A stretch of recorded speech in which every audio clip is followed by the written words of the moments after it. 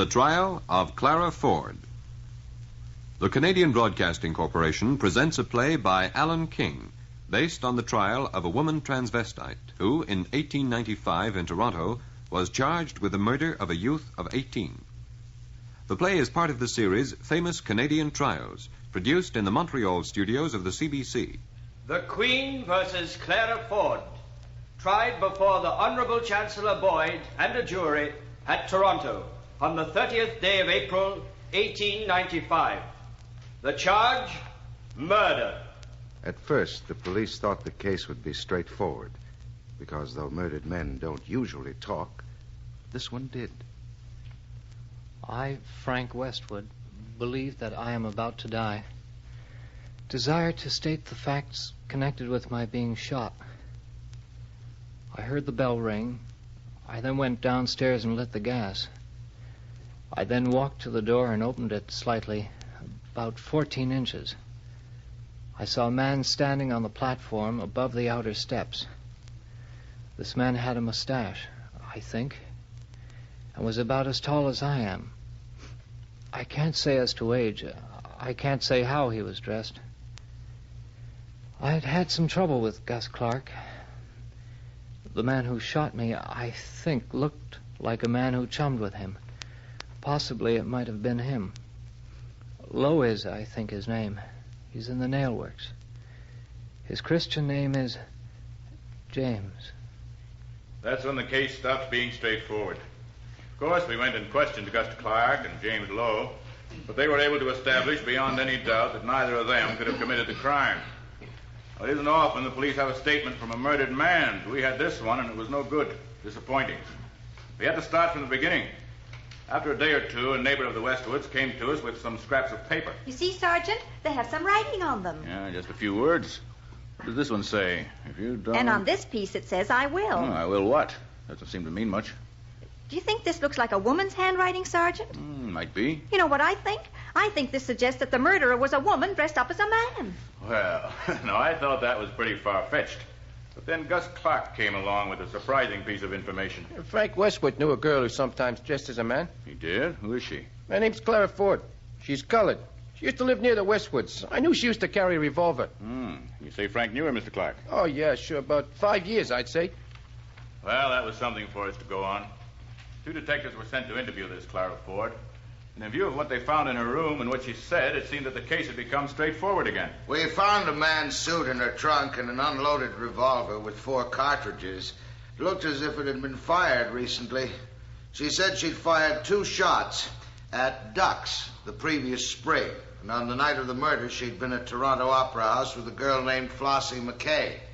Well, when we found that bullets fired from that gun bore the same marks as the bullet found in the murdered man's body, we took Clara Ford to headquarters for questioning. After some hours, she gave up. Well, there's no use lying any longer. Yes, I shot Frank Westwood. After that, she made a full confession to me and was charged with the crime. And when the preliminary hearing came on, she tried to plead guilty. We said that was inadmissible in a murder case, and she finally pleaded not guilty. Well, at this time, the case still seemed straightforward, and Clara Ford was committed. And so here she is, on trial for her life, facing Mr. Britton Osler, Q.C., for the Crown, as he prepares to examine Sergeant Reburn and obtain the details of her confession. Now, Sergeant Reburn, will you tell his lordship and the jury just what happened when the prisoner was brought into your office? My lord. Yes, Mr. Johnson. My lord, I must object to this procedure on the part of my learned friend for the Crown. On what ground, Mr. Johnson? On the ground that your lordship has not yet ruled whether or not the prisoner's confession is admissible. Before I can rule on the admissibility of the confession, I must hear the circumstances under which it was obtained. Very well, my lord. Now, Sergeant Reburn, I will repeat my question. What happened when Clara Ford was brought into your office? Well, we asked her to explain about the revolver and the men's clothes we found in her trunk, and also about her movements on the night of the murder. Did you caution her at that time? No, sir, not at the beginning. She wasn't arrested yet, you see.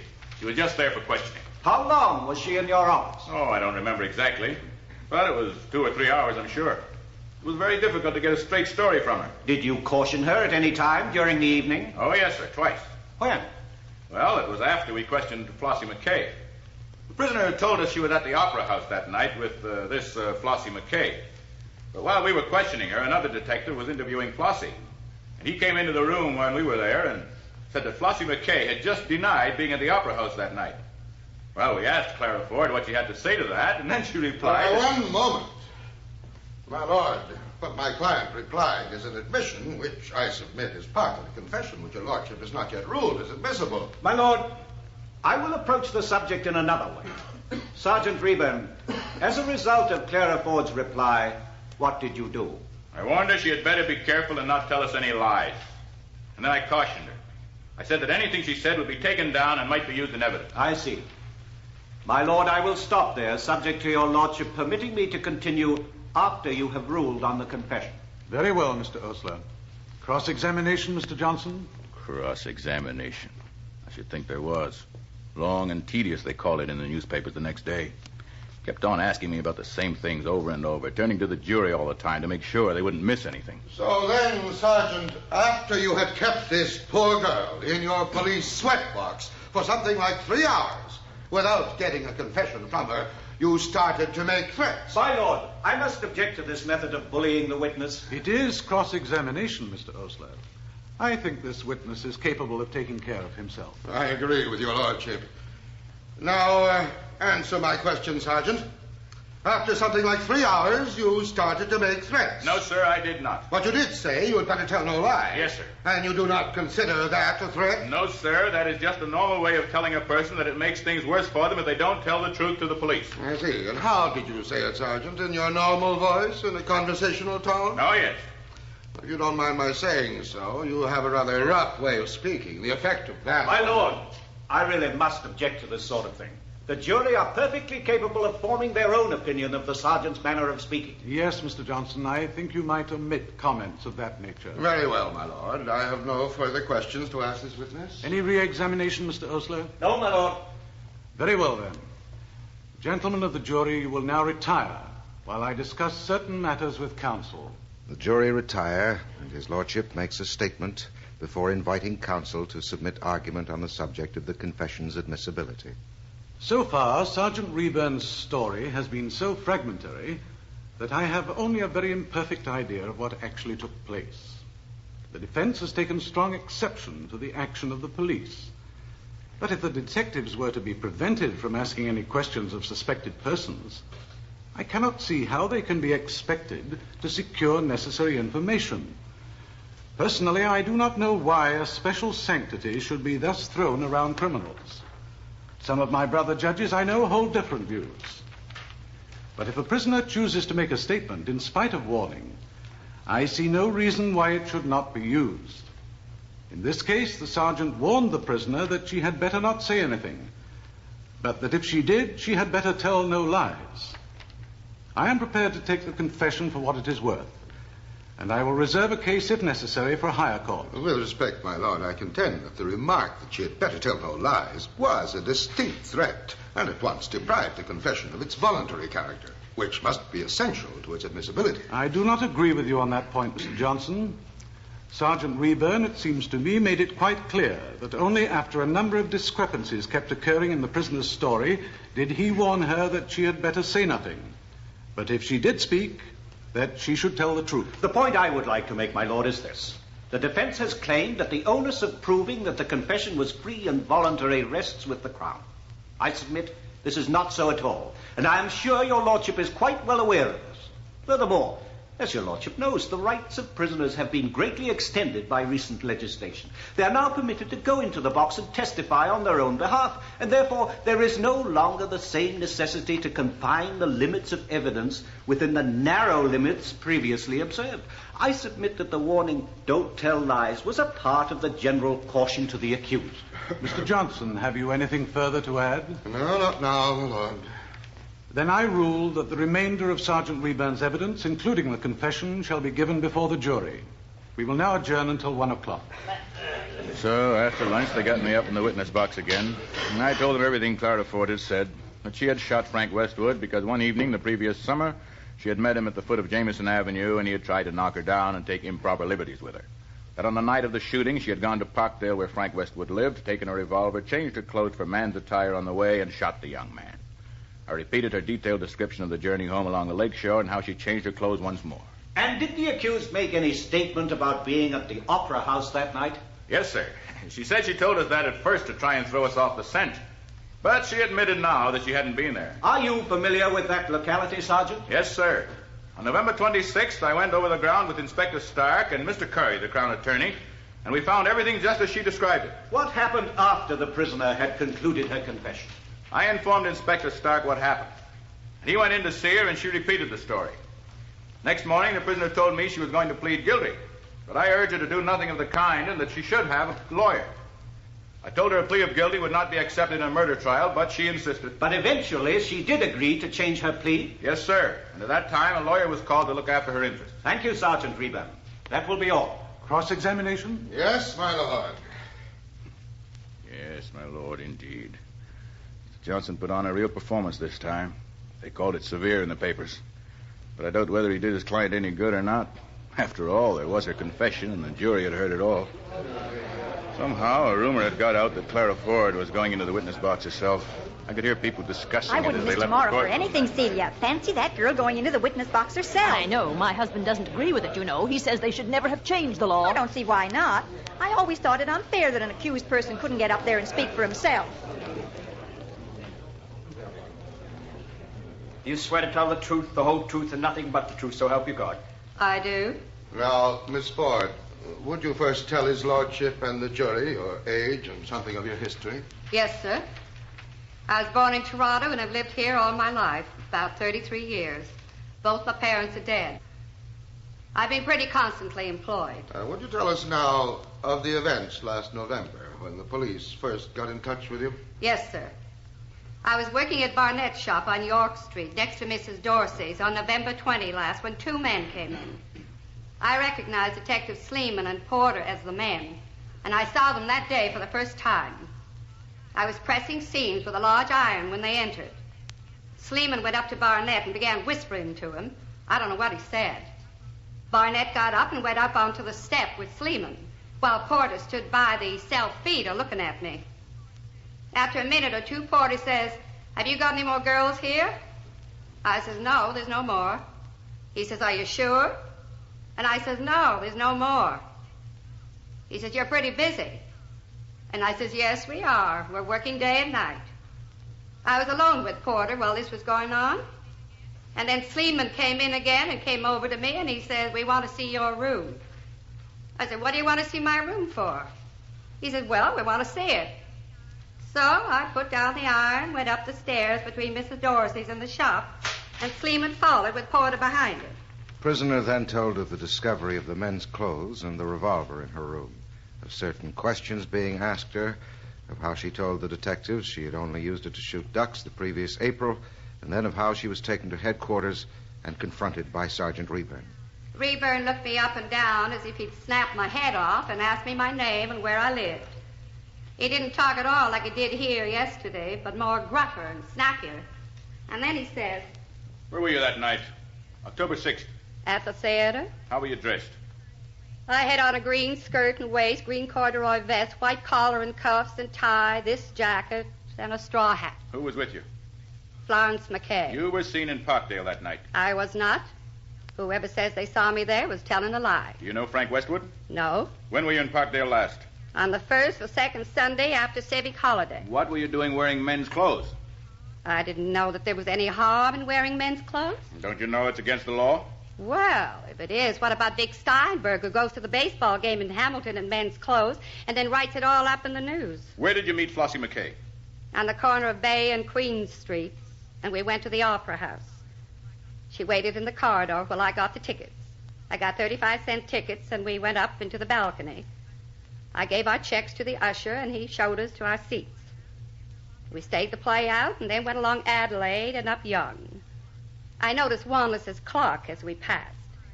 It was either after 5 minutes past or 5 minutes wanting to 10:30. About a Sunday World, and then we went along Queen Street West.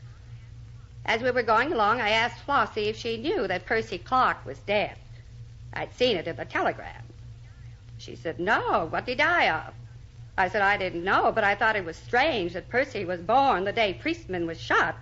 And the day he was buried, Frank Westward was shot. Then we went along to Mrs. Watson's, where Flossie was living.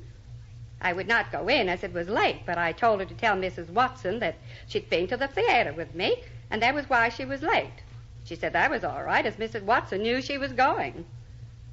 I then went home to Mrs. Dorsey's, and when I got to my room, my clock was just 11:15. Now, Miss Ford, after you had told Sergeant Reben your story of the events of that night, then what happened? Well, he left me alone in the office till it was nearly dark. And then? Then he came back and took me into Inspector Stark's office, and I sat down facing Stark.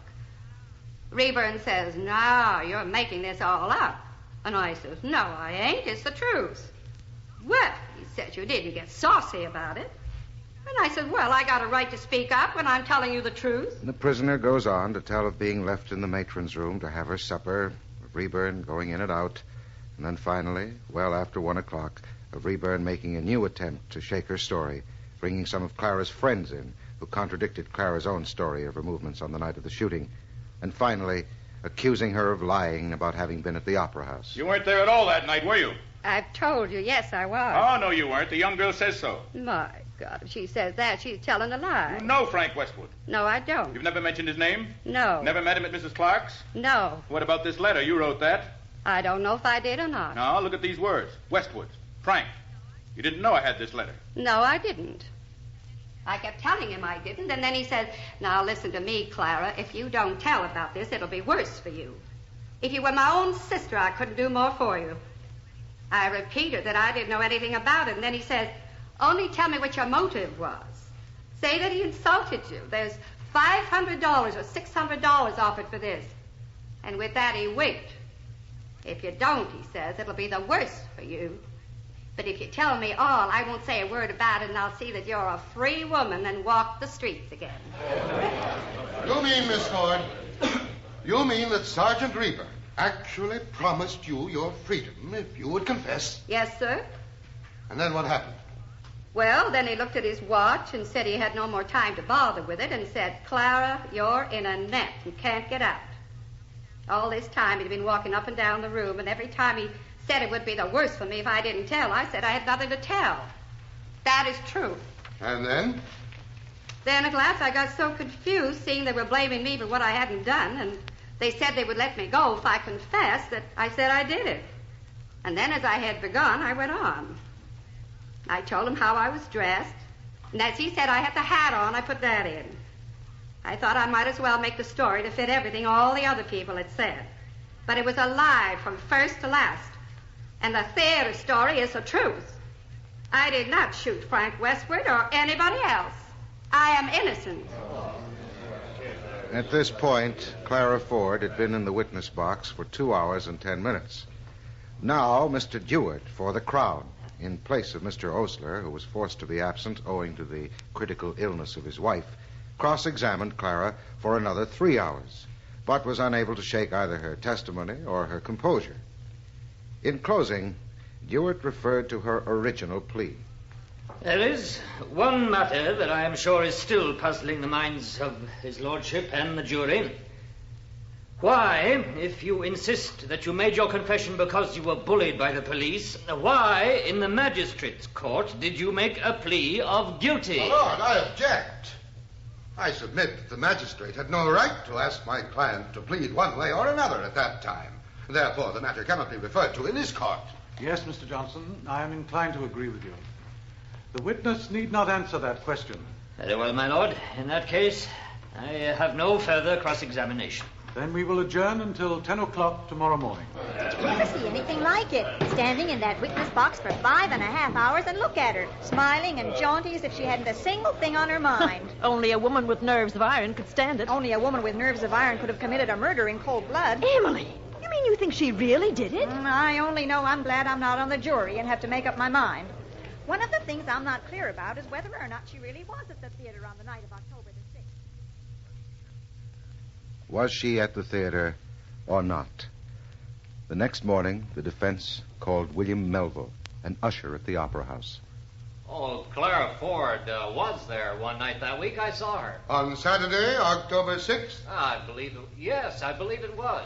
The theater constable said that she was there, too. Oh, yeah, I saw her. Where, Constable? At the theater. I saw her afterwards on Queen Street. On Saturday, October the 6th? I think so. Are you sure? Well, no, I can't be quite sure. You can't be quite sure.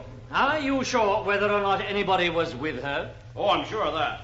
No, nobody was with her. Finally, the list of witnesses comes to an end, and Mr. Johnston addresses the jury for 2 hours and 17 minutes. Gentlemen of the jury, this is a case of murder or nothing. There's no halfway. Your verdict will hang or acquit my client. Great responsibility rests upon both counsel and jury, and in this instance, the responsibility on the shoulders of myself and my colleague is the greater, as we have had to fight the Crown with all the resources money can command, while our client had not $1. We have taken her case without fee or expectation of reward, because we believe she is innocent. He reviews the evidence, the character of the Crown's witnesses, and the statement of the dying Frank Westwood that his assassin was a medium-sized man with a mustache. Now, does that suit the prisoner? Look at her, gentlemen. Does that description suit her? Will you accept the detective's story in preference to that of a dying boy? And speaking of those same detectives, I ask you to consider their conduct in this case. The manner in which the woman was kept in the office from 4 o'clock until 11:30, surrounded by detectives, without friend or advisor, and with Reburn, as she so tersely put it, digging at her for those 7 long hours. Was it any wonder that she, womanlike, would say anything to get out of the clutches of those vultures? Reburn, the skilled, experienced, relentless, merciless officer, subjecting her to such brutal, inhuman treatment. Why, it makes me ashamed to be a man, to belong to the same race of beings.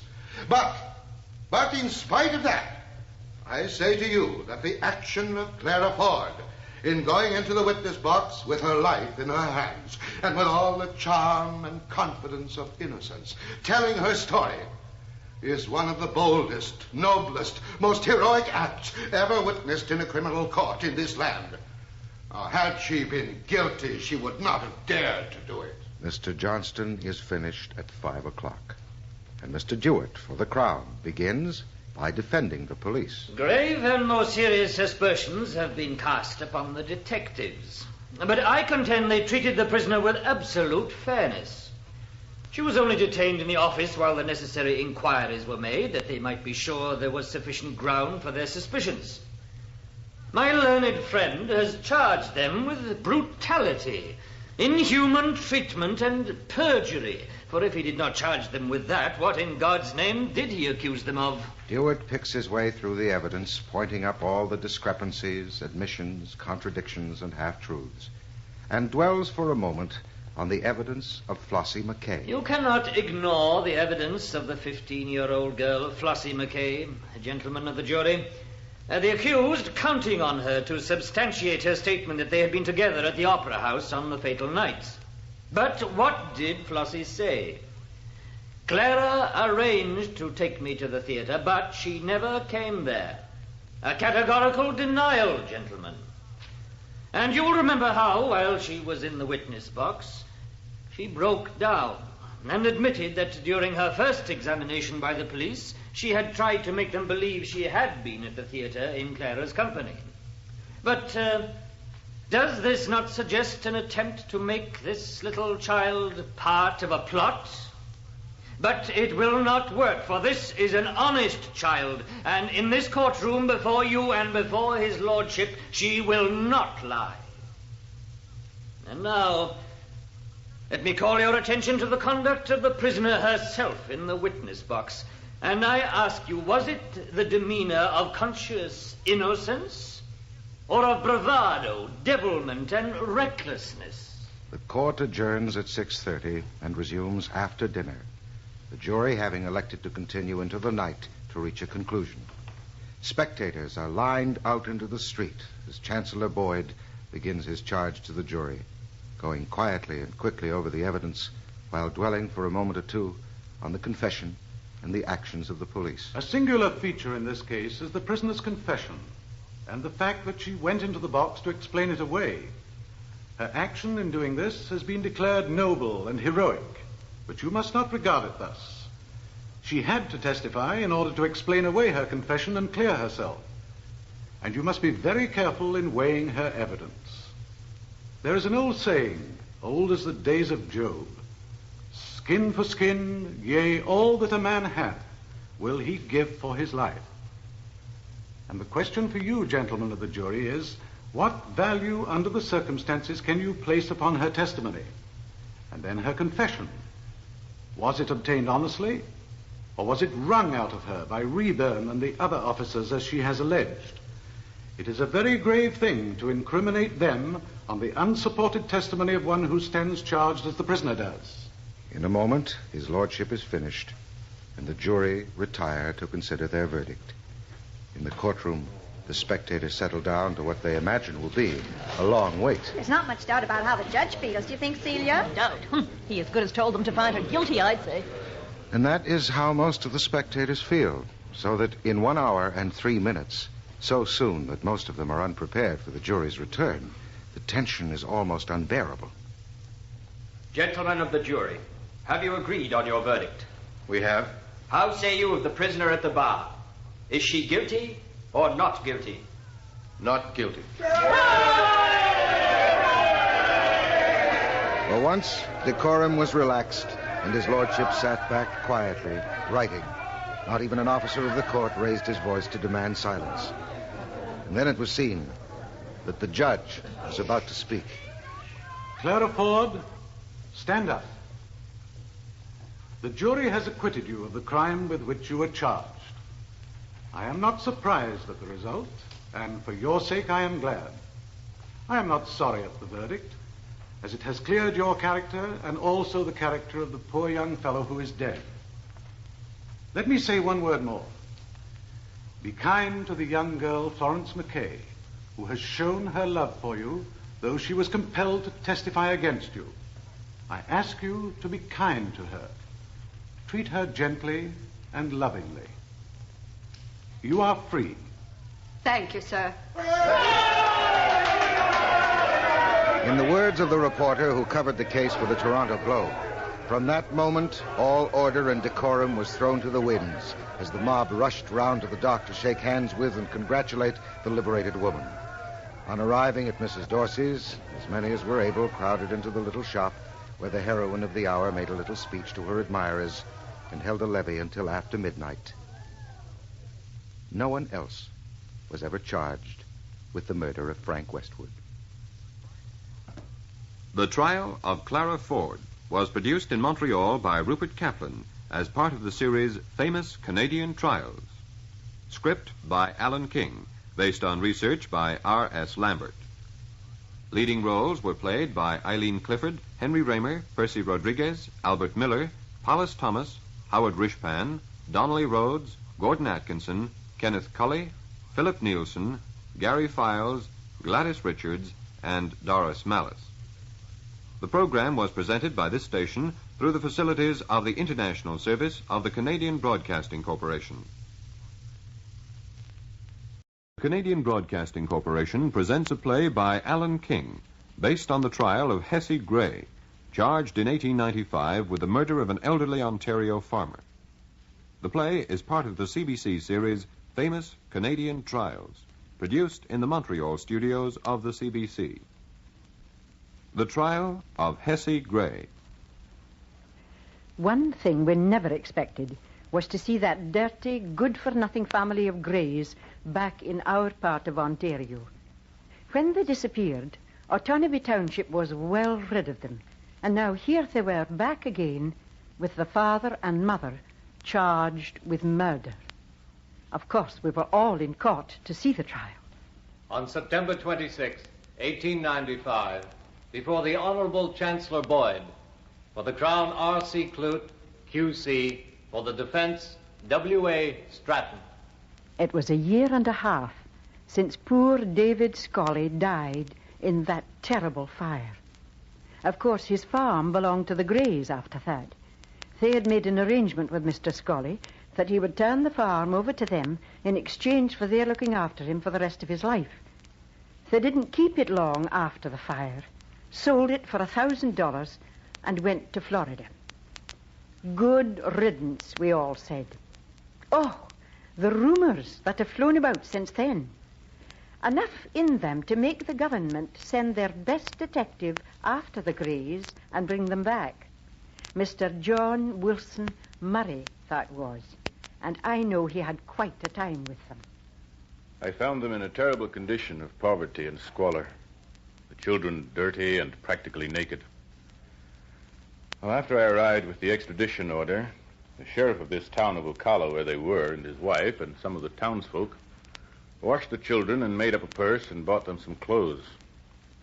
Young Tommy Gray, aged 11, invested 5 cents of his money in some whole-day suckers called Red Davy's Jawbones, one of which he kept in his mouth from morning till night. Well, I got them all in the train, and the moment it started, Mrs. Gray began to boo-hoo. The 6 little Grays burst forth in a chorus of caterwauling, and Thomas Gray, the father, blubbered, while young Tommy opened wide his cave of the winds and poured forth frantic howls. Of course, this was not pleasant for the other passengers, and several men promptly left the car after glaring at me. Then a gentle old lady arose and crossed over to the seat of the wailing Tommy. Poor little Manny. Oh, go away, darn you. Don't you dare try to kiss me. What is the Manny? What's the matter? Can't you see I'm crying, you old fool? For answer, the sweet old lady suddenly reached down and seized the weeping Tommy, and despite his kicks and struggles, lifted him up, laid him across her knees, and spanked him soundly. To my utter astonishment and the amazement of the Grays, Tommy suddenly ceased his howling and looked up and smiled, at which they all stopped their howling and the old lady returned to her seat. And suddenly, Tommy started again. Oh! She broke me jawbones! She broke me jawbones! Oh! The old lady paled, then flushed, and at length she arose and came over to me. Sir, I trust you do not think I injured him. I did not strike him on his face, so his jawbone is unhurt. I struck him not on the face, but on his... on the appropriate place provided therefor, sir. And it was with my open hand. Oh, it's all right, ma'am. I can have his jaw set when I get him home. Oh, dear.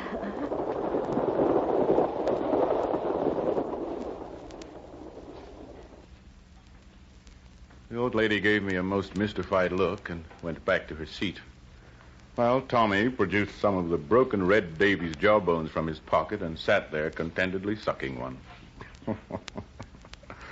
Oh, never did I have such a cargo and such a trip.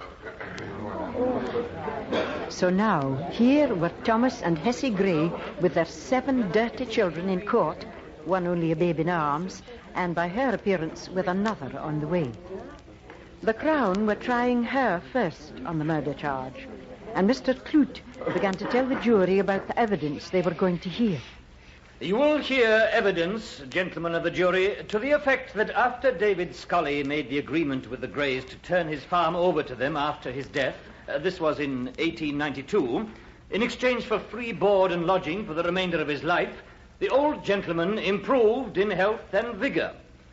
And you will hear evidence to the effect that this state of affairs displeased Mrs. Gray to the extent that she complained to the neighbors and even threatened David Scully's life. Aye, and dropped that flower pot on his head that we all heard about. Oh, I know. She said it was an accident. But Mr. Scully said she wasn't sorry about it, and even said to him, "When the hell are you going to die?"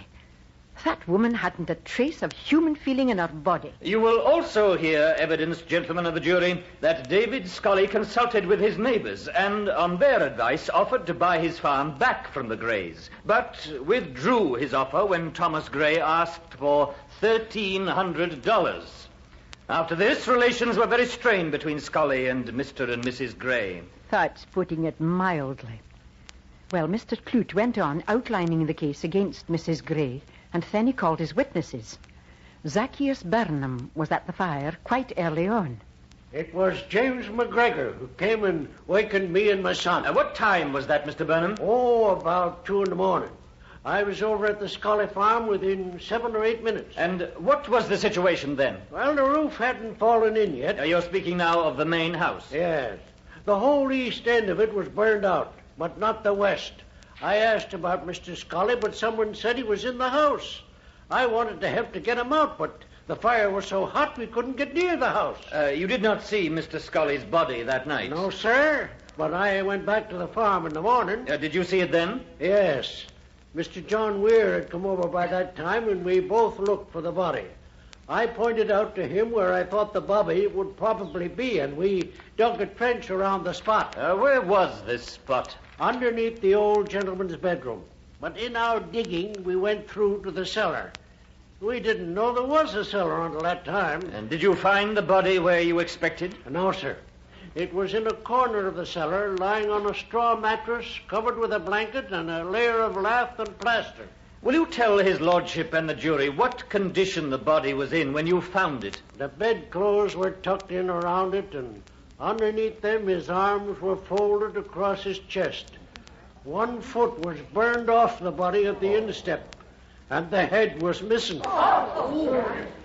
Apart from the fact that the head was missing, did you notice anything unusual about the body? Well, the hair on the chest was not burned until about 3 inches to where the head was cut off from the neck. Did you search for the head? Yes, we looked all through the ruins for it, but there wasn't a trace of it. That was terrible about the head. The poor man. I'll never believe it was burned off by the fire. After Mr. Burnham, Mr. Clute had John Weir in the witness box, the man who helped Mr. Burnham look for the body. He gave about the same evidence, but Mr. Stratton was very severe on him in the cross-examination. Mr. Weir, I believe you accompanied Mr. Murray, the detective, on his investigations into this case. Yes, I did. You went with him when he questioned Mrs. McGregor, Mrs. Gray's sister. Yes. I suggest to you, Mr. Weir, that in accompanying Detective Murray, you were indulging in a personal revenge by hounding down Mrs. Gray. No, sir, that is not true. You were not on friendly terms with the Grays, were you? Well, Answer my question. Well, we were not particular friends, no. Is it not true that Thomas Gray accused you of getting in all the timber for a new barn on your farm and then burning the old one for the insurance? No, sir, that is not true. There was no quarrel over that? No. Mr. Weir, when you and Mr. Burnham were searching through the ruins of the fire for the head, were you yourself searching for anything else as well?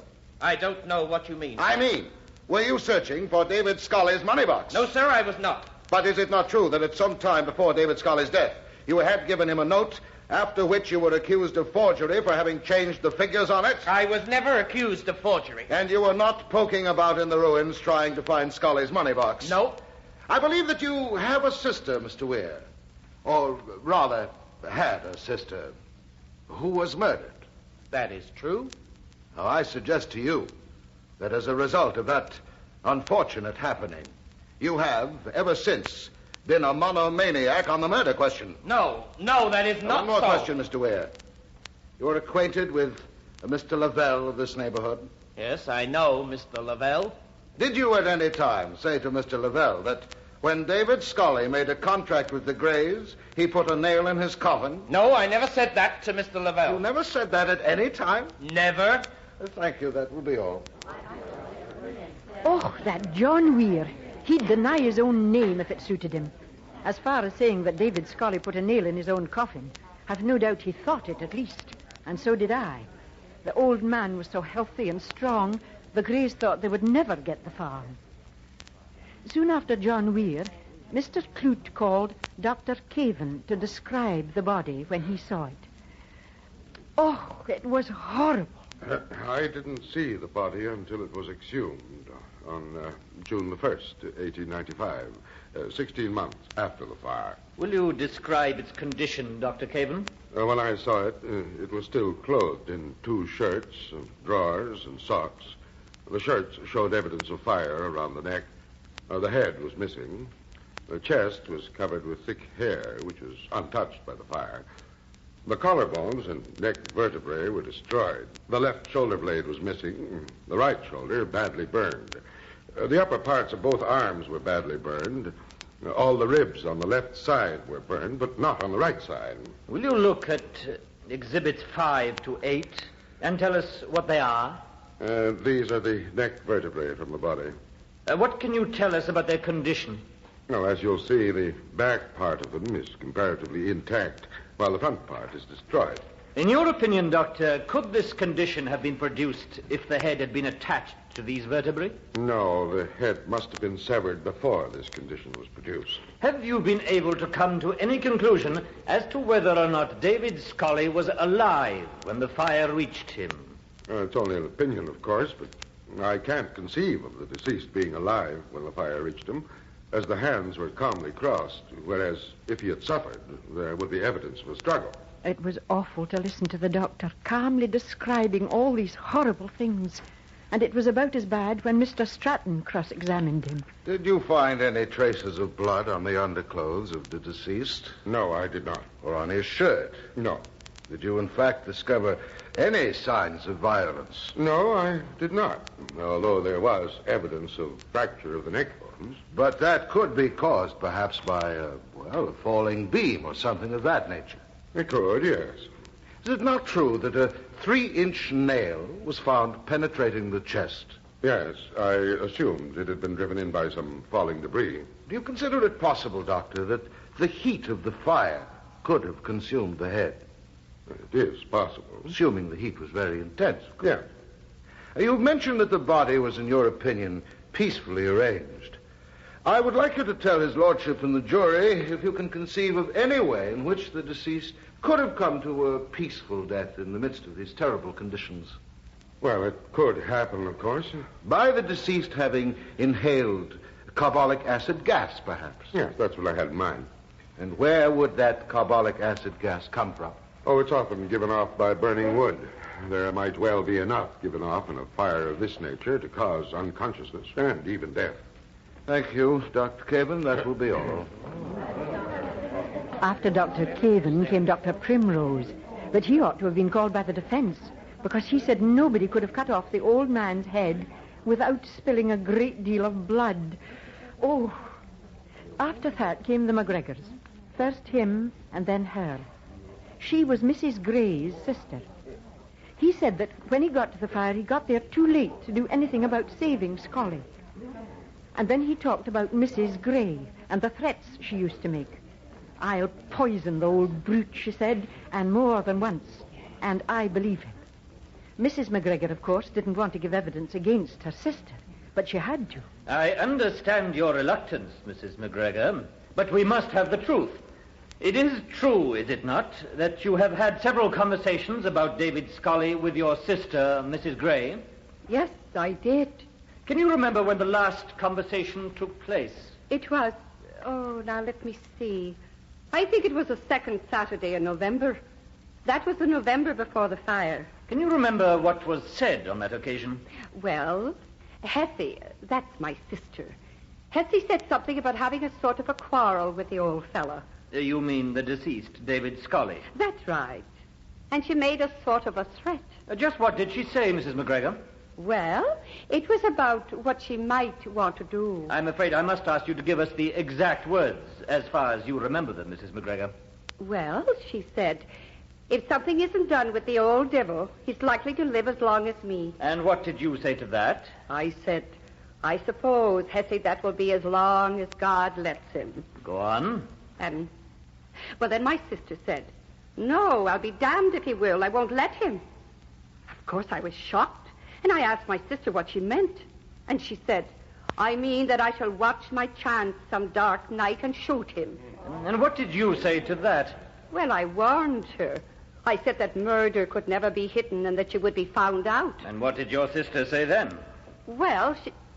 Oh, now I don't want to... I'm afraid you must tell us, Mrs. McGregor. Well, she got very excited, and she said, I tell you, this is the last winter Scully will ever see. I'll chop off his head and burn the house down rather than be bothered with him another winter.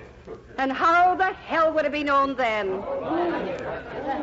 Well, of course, everybody in Otonabee Township had heard that story before Mrs. McGregor told it in court, and people took sides about it. There were those who didn't believe Mrs. Gray ever said anything of the sort. They said that the McGregors hated the Grays and would do anything to hurt them, even though the women were sisters. And then there were those who believed Mrs. Gray capable of saying just what she did say and of doing it, too. I myself am quite certain that... But I'll no say any more about that. At any rate, Mrs. McGregor hadn't much more to say about her sister, except what Mr. Stratton got out of her when he cross-examined her. So you admit, do you, Mrs. McGregor, that there was bad feeling between you and your husband and the Grays? Well, yes, but it was... There was bad feeling, wasn't there? Yes, but I would have gone and been friends with my sister if my husband had allowed me. Well, that will be all, Mrs. McGregor. And that was all there was for that day. The next morning, we all got a surprise when Mr. Clute announced that he would not call any more witnesses. Mrs. Gray looked sort of pleased about the whole thing. A small woman she was, bright as a new sixpence, and keen as a razor, and sharp-tongued, too, sitting there in the dock holding her baby in her arms, to impress the jury, no doubt. Mr. Stratton said he was ready to address the jury, but that he would only speak for a few minutes. I will just say that the defense will consist of a complete denial that Mrs. Gray did any harm to the deceased, David Scully. The defense contends that Scully died in the fire, the only strange circumstance being that his body was found in the cellar rather than in his own bedroom, and that the cellar was in the opposite corner from that part of the house where Scully usually slept. But the defense contends that this fact is not enough to justify the malicious gossip that unfriendly neighbors have put about concerning Mrs. Gray. You are asked to come to your decision on the facts, gentlemen, not on gossip. Now I am prepared to show conclusively how the members of the Gray family spent the evening and night of that fatal February 22nd. And I contend that this will show that they must be held totally innocent of Mr. Scully's death. Well, he started off with that William Leahy, who'd talk the four legs off a mule. And all he said was that when he saw the body, he never thought of foul play. And that was all a waste of the court's time. After Leahy came the first of the Gray children, Annie, aged 13. Thank the good Lord, somebody had given her a wash. They were all the dirtiest children I ever saw. That detective, Mr. Murray, said that when he was bringing them back from Florida, it was awful when he got the whole family into a railway car in the heat. He could hardly bear the stink of them. Of course, Annie had her story perfectly rehearsed. I went to bed between 10 and 11 o'clock that night. And where was Mr. Scully at that time? He was sitting by the kitchen stove with the baby in his arms. That was the previous baby. The one her mother has in her arms now was born after that. Will you tell the court, Annie, how many stoves there were in the house? 2, sir. The one in the kitchen and another one in the bedroom. Which bedroom do you mean? Our bedroom. Mr. Scully slept in another room, upstairs. Would he sometimes go to bed earlier than you? Oh, yes. I've often seen him reading in bed. He had an oil lamp beside his bed. When did you first realize that there was a fire, Annie? When I smelled the smoke. Everybody else was asleep. What did you do? I called my mother. Your mother? Not your father? Well, I couldn't do that, sir. He was away visiting at Madoc. I see. So you awoke your mother? Yes, sir. What did she do? Well, she got up and lit a lamp, but then she fell over a broom handle and knocked the lamp over and it went out. And then what did she do? She looked around for my father's axe, and when she found it, she broke a window and we all got out, me and her and all the other children. We hardly had any clothes on. It was very cold that night. What did you do about Mr. Scully? Well, we just remembered about him when we got out, so we all called out for him, but he didn't answer. And after that? Well, there was nothing to do then. My mother said she was going to try and go back into the house and look for Mr. Scully, and we were all to go up to my Uncle James McGregor's. And that's where we went. Very well, Annie. That will be all. Oh, butter wouldn't have melted in her mouth. I will say for her, she faced right up to Mr. Clute when he cross-examined her. Now, Annie, you say that you went to bed before your mother did. Is that right? Yes, sir. So that if she went out to the barn before going to bed, you wouldn't have known anything about it. I didn't know she went out there. You say that after you woke your mother up, she found an axe and broke open the window. Yes, sir. Why did you not try to get out through the kitchen door? We couldn't get into the kitchen. When we opened the door to it, the flames came through and we had to shut it and run back. Then we went out by the window. I see. And when you did get out, why did you go to the McGregors, who lived some distance away, instead of to Mr. Burnham's, who was the nearest neighbor to you? Because Mr. Burnham was a rich man, and we were ashamed because we had not much on. Very well, that will be all. Aye, and Mr. Burnham could have seen the dirt on them. Not that that would cause those children a moment's worry. Oh, they could speak up for themselves, they could. Especially young Tommy Gray, who was next after his sister. How old are you, Tommy? 11, sir. Can you remember the night of the fire, Tommy? Oh, yes, sir. What happened that night? Did you go to bed when your sister Annie did? No, sir. I had to help my mother with the chores because my father was away at Madoff. I see. And when was this? Right after Annie went to bed. My mother told me to come out to the barn with her, and I went, and we did the chores, and then we came back to the house. Was Mr. Scully still in the kitchen? Oh, yes, sir. He was still there. After we came back, he said he was going up to bed, and he went. And then my mother and me, we went, too. Which bedroom did you sleep in? Same one as Annie. Us children, we all slept in the same bedroom with my mother. I see. So the last you saw of Mr. Scully was when he went up to bed, before you and your mother did. Yes, sir. And you and she went together. Yes, sir. Very well, Tommy. That will be all. Now, Tommy, I want to be sure about everything you remember. Yes, sir. Now, when you and your mother went to bed, you, or she, turned out the light in the kitchen? Oh, yes, sir. And the fire in the stove was banked for the night? Yes, sir. And when you got to the bedroom, did your mother go to bed right away? Yes, sir. Or did she go out of the room for any reason? No, sir. She never went out of the bedroom at all. And that's all Mr. Clute could get out of young Master Tommy. He went down from the witness box looking very pleased with himself. And then a very strange thing happened. The judge hadn't said much all along, but he had something to say now. Mr. Stratton, have you many more witnesses that you intend to call? Yes, Rod. About 7 or 8. Well, I really don't see the necessity of taking up any more time. When the Crown closed its case, it seemed to me that the jury could not convict without presuming a great deal against the prisoner.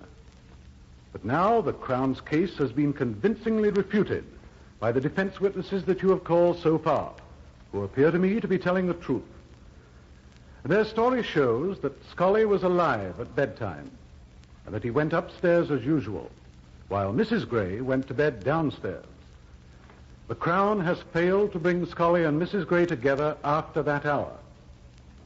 This is certainly a case that called for investigation, but it is not the Crown's duty to press unduly for a conviction. The body was found without a head, and various foolish or wicked expressions of greed were expressed by the prisoner. But there were no marks of violence or struggle, no sign of blood on Scully's body. Furthermore, Mrs. Gray was confined within 2 months of the date of the fire, and it does not seem that in her condition of advanced pregnancy, she could have done the violent deed suggested by the prosecution without leaving any traces behind. Certainly, the prisoner's action in sending her children after the fire, not to the Burnhams, but to her sister's house, 1.5 miles away to give the alarm, sounds strange. But there is nothing definitely deducible from that fact alone. I therefore direct the jury to return a verdict of not guilty, and I order this verdict to be so recorded.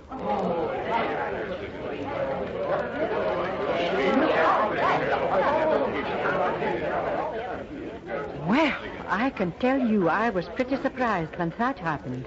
After all the threats Mrs. Gray had made to be let off like that. And you should have seen her when they let her go, smiling away at everyone in the court. As for her husband, that good-for-nothing, they didn't even go on with the charge against him. He was 40 miles away on the night of the fire.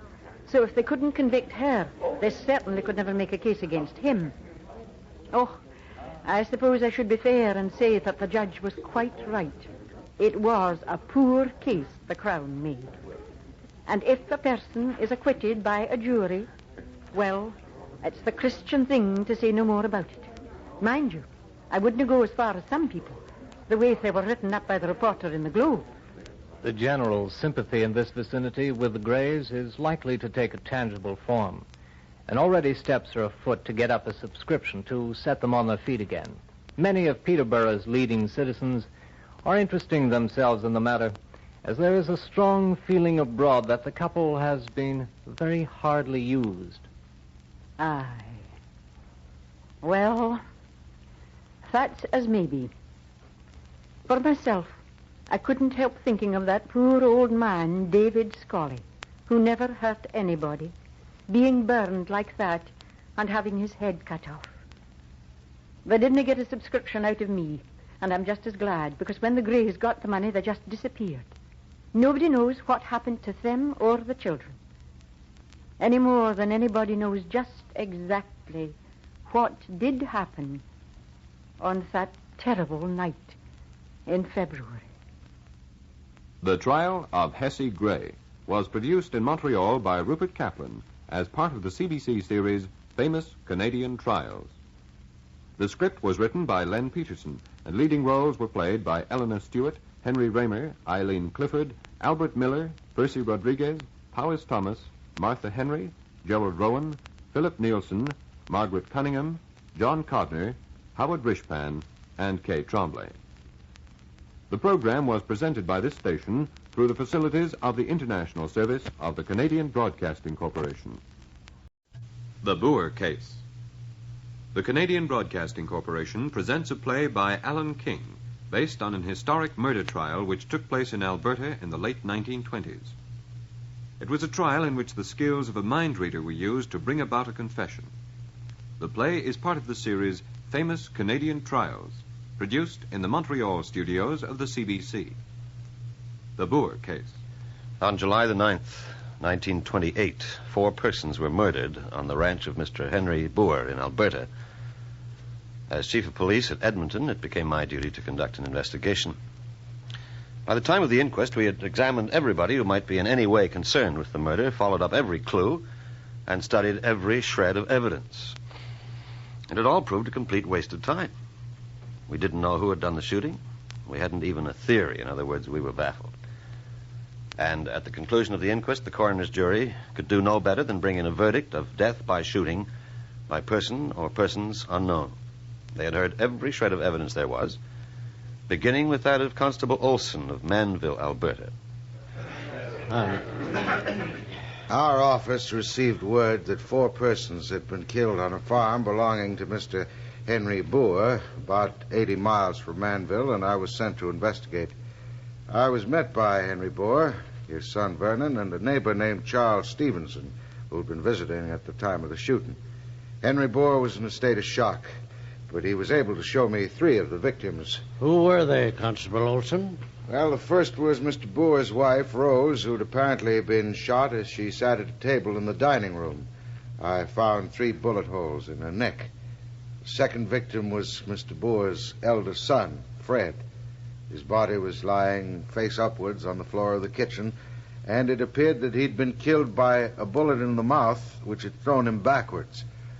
Mr. Boer then led me to a bunkhouse where I found the body of Gabriel Granby, a hired man who'd been shot twice in the head and once in the chest. What did you do then? I questioned the 3 persons present, beginning with Vernon Boer. I had discovered the bodies. When was this? It was about 8 o'clock in the evening. Where were you? I was working out in the fields. I heard rifle shots. They seemed to be coming from the house here, so I ran to see what had happened. When I got here, my mother was lying there in the dining room. I knelt down by her body, but she was dead. Then I went through the house and found the others. They were dead, too. What'd you do then? Well, I thought I'd better get a doctor, but we haven't a telephone, so I ran to one of the neighbor, and he telephoned for Dr. Heslop. That's the doctor who's here now? Yes. He came and... Wait a minute. What's the matter?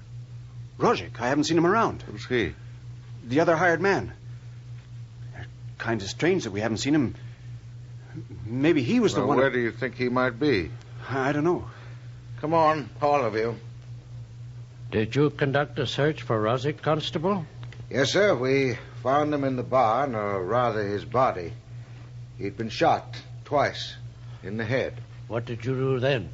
We searched the house and found nothing missing, not even money, so I concluded it was not murder and robbery. Messages were sent to some of the neighbors then. They formed a posse to search for any suspicious strangers. In the meantime, I continued to question the persons at the ranch. I asked Mr. Henry Boer where he was at the time of the shooting. I was out in the fields. Surely you must have heard some of the shots. No. I wish to God I had heard him. But I was working some ways off, up in the northeast part of the east section of the ranch. I heard nothing. You any idea who might have done the shooting? No. No, none at all.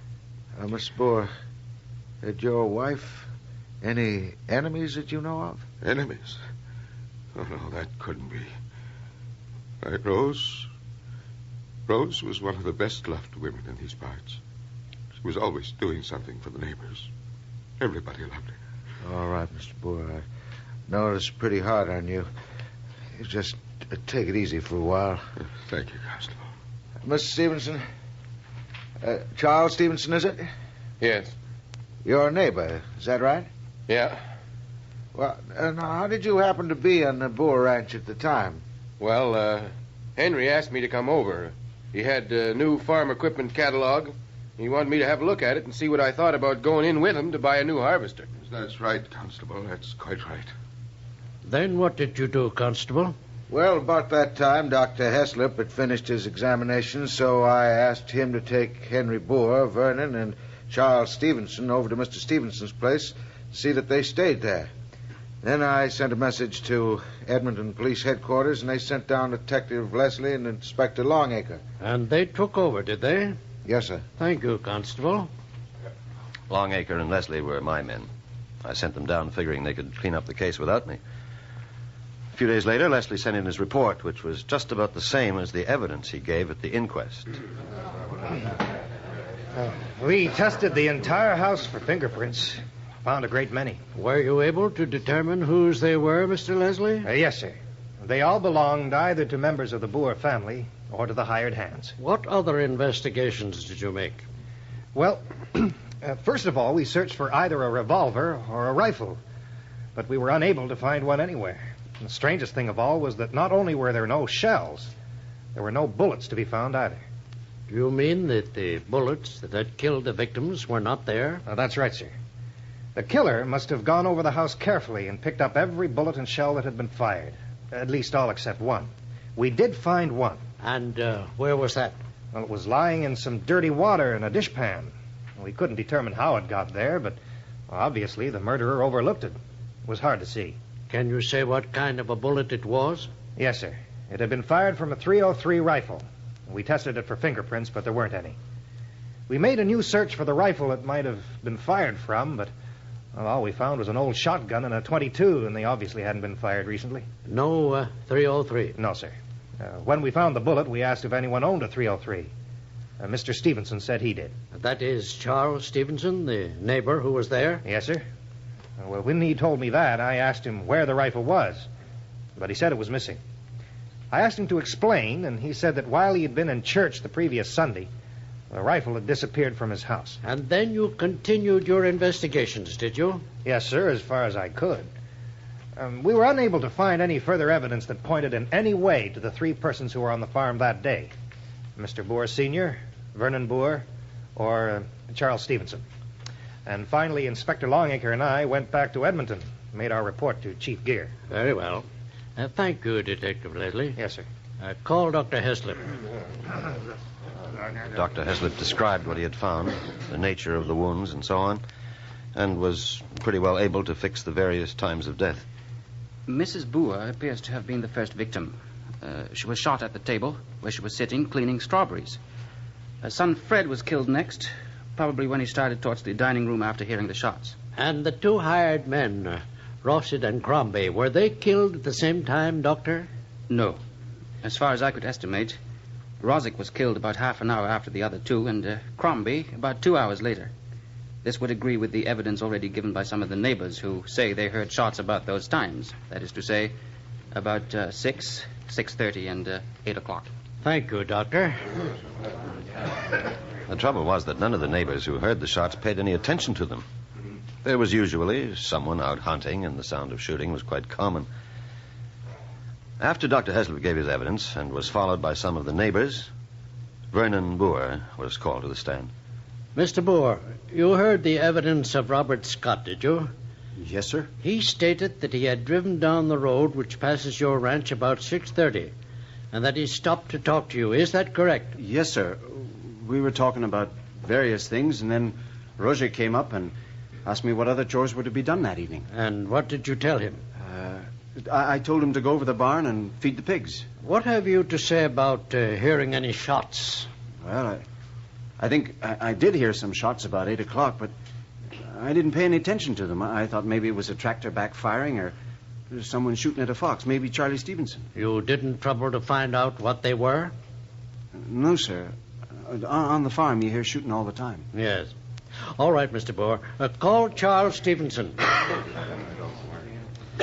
Mr. Stevenson, you told the police, I believe, that you had a .303 rifle. Yes, sir. But it disappeared. Yes, sir. I don't know what happened, except that it must have been stolen. Have you any idea when? Well, like I told the police, I figure it was taken on the Sunday before the shooting, while I was in church. I know it was there when I put on my church clothes, and it was missing when I came home and took them off. Did you report it? No, sir. Why not? Because I thought someone might have just borrowed it. Borrowed it? Yes, sir. If I needed a gun, I wouldn't think twice about borrowing a friend's. It's the custom around here. Then the coroner asked Henry Boer and Vernon Boer where they were on that particular Sunday, and they both said they were in church and that they didn't know anything about Stevenson's rifle. And that's about all the evidence there was. The coroner's jury went out and deliberated, and the best they could do was to come back with the verdict that it was murder by a person or persons unknown. And I tell you, it didn't make us policemen feel very good. The shooting of 4 people like that on a farm shouldn't have been so hard to solve. It wasn't as if the murderer could get lost among thousands of people the way he could in a city. But there it was. There was nothing else we could do. Nothing in reason, that is. Everything that happened after that inquest was as unreasonable as the weirdest flights of fancy in some book of detective fiction. And I started it against my own common sense. All during that inquest, there was a man sitting there that I had persuaded to stop off on his way to the Arctic to study the mentality of the Eskimos. His name was Dr. Maximilian Langsner, originally from Vienna. And I heard about him because of something he did in Vancouver. The local press had played him up because of the way he'd solved a jewel robbery there. And I read an interview he gave. I hear there is a robbery. The police have a suspect, but no jewels. I go to the police and I say that I, Langsner, can find the jewels. Only because they are in despair, they listen to me. I say, place me in the cell with the suspect and I will tell you. So in the cell for a half an hour I am. I say nothing. I come out. I say to the police, the jewels are hidden behind a picture in a room with yellow walls. They say, we have searched twice the room with yellow walls. It is the room of the girlfriend of the suspect. There is nothing. How do you know there is such a room? I say to them, never mind. Search. So they search, and behind the picture, they find the jewels under the wallpaper. Well, I'm a policeman. I don't believe in amateurs meddling in our work, but we hadn't made much of a job of the Boer murders. And when I read about this fellow finding the jewels in Vancouver, I wrote to him and invited him to come and have a crack at our mystery. He arrived in Edmonton the day of the inquest, and Detective Leslie met him at the station and drove him to where the inquest was being held. Do you mind me asking you how you solved that job in Vancouver, Doctor? You're not the only one who asks. I solve it by telepathy. Telepathy? Yeah. If I am in contact with another person, I can read his thoughts. But how do you do that? I don't know. Some people have the power, some have not. I call it brainwaves. I am a student of the mind. I was on my way to study the minds of the Eskimos when your chief wrote to me. Well, I hope you can do a better job than we did, Doctor. We shall see.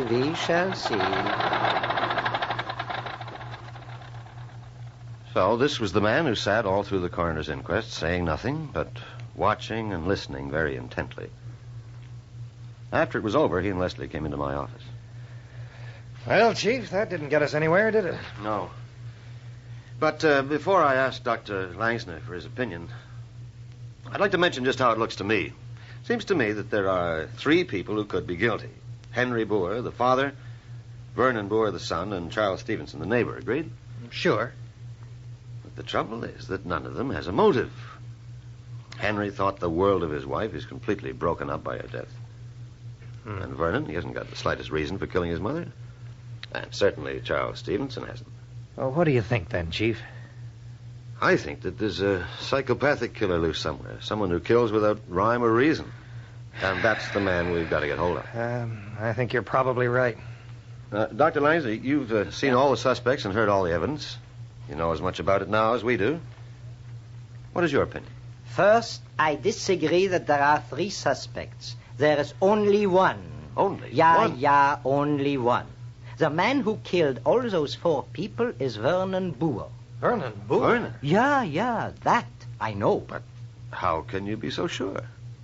Can you prove it? I have no proof. But listen to me now. In the brain, there are electrical charges. And because of those charges, I can read the thoughts of the persons who are near me. Today, I have read the thoughts of every person who was on the witness stand. Mind reading? Well, if you want to call it that, yeah, good. Let me explain. When a man commits a violent crime, he develops a strong sense of guilt, and at the same time, he develops a fear of being discovered. You would agree, huh? Yes, I guess I would. Well, good. Then, because of that, he goes over and over the details of the crime in his mind over and over again. The way I describe it, he vocalizes his crime in his mind. You're getting beyond me, Doctor. No, it is not so difficult to understand.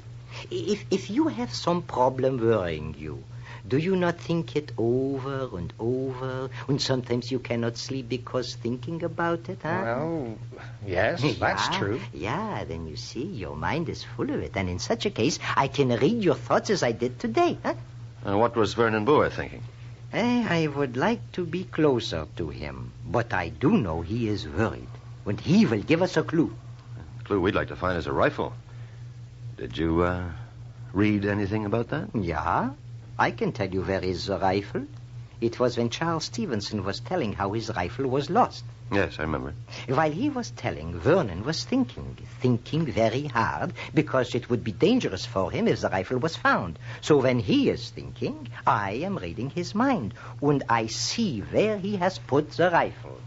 Where, Doctor? It is in a patch of prairie grass about 200 yards, 200 yards behind the farmhouse. Now, wait now, yeah, let's see. It is to the west because I can see the sun shining in that direction.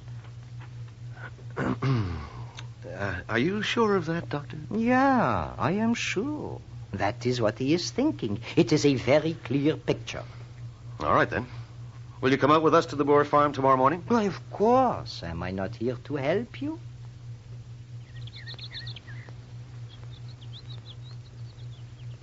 What's he doing? Just seems to be walking back and forth, back of the house there, like a guy in a trance. Funny-looking duck, isn't he, Chief? I don't care if he looks like a man from Mars, so long as he can clear this murder up. Yeah. Looks like all the comic Viennese professors you ever heard of. Long white hair. The accent. Yeah, wait, I think he wants it. Mr. Leslie, will you come here, please? Yeah. Sure, Professor. Looks like he's found something. I hope so. You found something, Doctor? I think so. Stand here now by this tree with me. Okay. Now what? Now, in this direction where I point, you walk 10 steps straight ahead, please. This way? Yeah. Now walk. Okay. 1. You really think you know where the rifle is, Doctor? We will see. 7, 8, 9. Hey, Chief. Here it is. Hey, look. It was lying in the grass. Yeah, where I saw it in his mind. Doctor, I've got to hand it to you. Come on, we'll get back to town and get that identified. Well, Doctor, that's it, all right. Stevenson identifies it as his rifle. But there aren't any fingerprints on it. Oh, of course not. Vernon Boer wiped them off. When he was on the witness stand, he was thinking, I remember, he was thinking he was so glad he had done so. Doctor, you're a wonder. You certainly are. But, well, there still isn't direct evidence against Vernon. Yes, but it's something. I think it's enough to hold him as a material witness. Best we can do at the moment. Have him brought in, will you, and we'll keep him here in custody. All right, Chief. But what happens then? We can't keep him locked up indefinitely. Please, may I suggest... Please do, Doctor. When you have him in the jail, permit me to be in his cell, too. Or close to it. In the next one, perhaps, yeah? What good will that do? If I am close to him, I can read his brainwaves. All right, Doctor, but I need evidence. Brainwaves aren't evidence I can take into court. Yeah, I know. But please, let me try, yeah? Then there will come perhaps some information. After the way you found that gun, I'm willing to try anything. Let's see, how would it be if you sat right outside the cell and we'll make sure there'll be no noise or interruption? Good. That will be all right. So that's what we arranged. We put Vernon Boer in the cell, and Dr. Langsner sat right outside the bars where he could see Vernon and Vernon could see him. He was there for an hour. It was a very strange session. The doc never said a word, just sat there smiling. But Vernon did his best to start a conversation. What are you doing there? Gee, you deaf or something? What's the idea? Just sitting, staring at me. Look, I don't know who you are, but maybe you know something about why I'm here. They got nothing on me. What'd they lock me up? It gives me the creeps. Well, you just sit there, smiling, saying nothing. Oh, wait a minute. Didn't I see you at the inquest? Sure I did. I couldn't miss you with that long white hair of yours. Come on now. Tell me what you're doing. What do you want? Well, okay, keep your mouth shut then. I might as well shut up myself. I'm wasting my time with you. And the rest of the hour went by in silence. Doctor just sitting there. Vernon finally sitting on his bunk with his back turned. Just silence. And then Dr. Langsner got up, smiled, and said goodbye, and came into my office. Well, Doctor, how did you make out? Did you get anything? Yeah. I can tell you now for sure. Vernon Boer is guilty. You're sure of that? Yeah. But, why did he do it? Do you know that? Not exactly. But I can tell you this.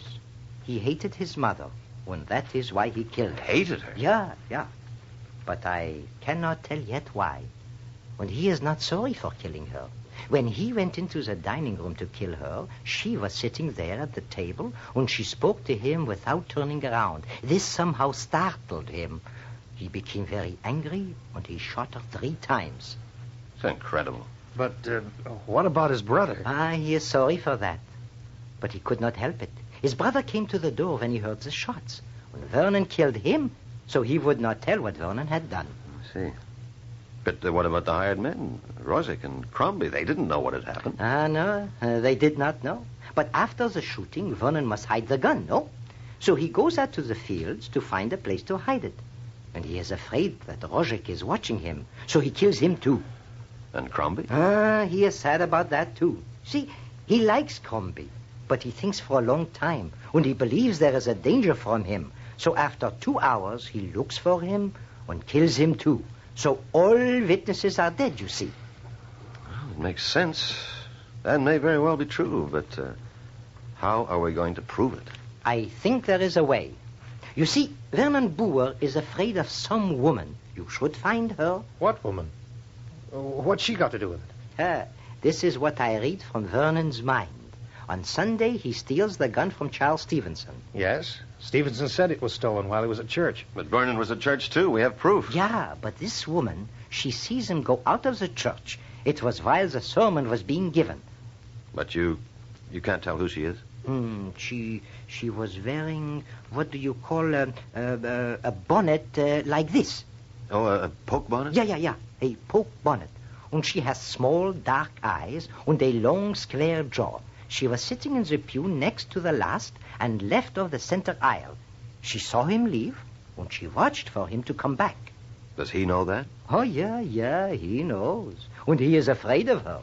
So you find her, and she is proof. It didn't take me long to find her. Her name was Emma Higgins, and she was just the kind of prying spinster that would notice everything that went on. Oh, you know the kind. Spends more time in church watching for the young people, see how they behave, rather than listening to the service. Well, I asked her about Vernon, and she said sure. She saw him leave. She just sat there to see if he came back. Well, I gathered she didn't approve of people who left during the sermon, though I doubt if she herself was paying much attention to the one that Sunday. But as the chief said, we still hadn't got any evidence we could take into court. So we planned a meeting. We got Emma into the chief's office and had her standing there in the middle of the room with Dr. Langsner standing just behind her. Then Chief Gear sat at his desk while I and another detective stood on either side of the door. Then Vernon Boer was brought into the room. Emma Higgins started up right away. Vernon, I saw you leave the church that Sunday, the day Charlie Stevenson's rifle was stolen. I know you did, Emma. Well. Oh, let me confess. Let me confess. I killed them. I killed them. I killed them. And that was it. Vernon Boer dictated a full confession and signed it. It was just as Dr. Langsner had said, except that he filled in the reasons why. My mother, deeply loved as she was throughout the community, was a dominating and dictatorial person. She held her menfolk in a tight rein, especially me, her youngest and favorite son. I fell in love with a lovely girl, a daughter of a migrant farm worker. Mother sternly refused to countenance the marriage. Well, my father, Henry Boer, he laughed off the affair as a teenage whim. One day, my mother referred to my girl in slighting terms, which made me mad.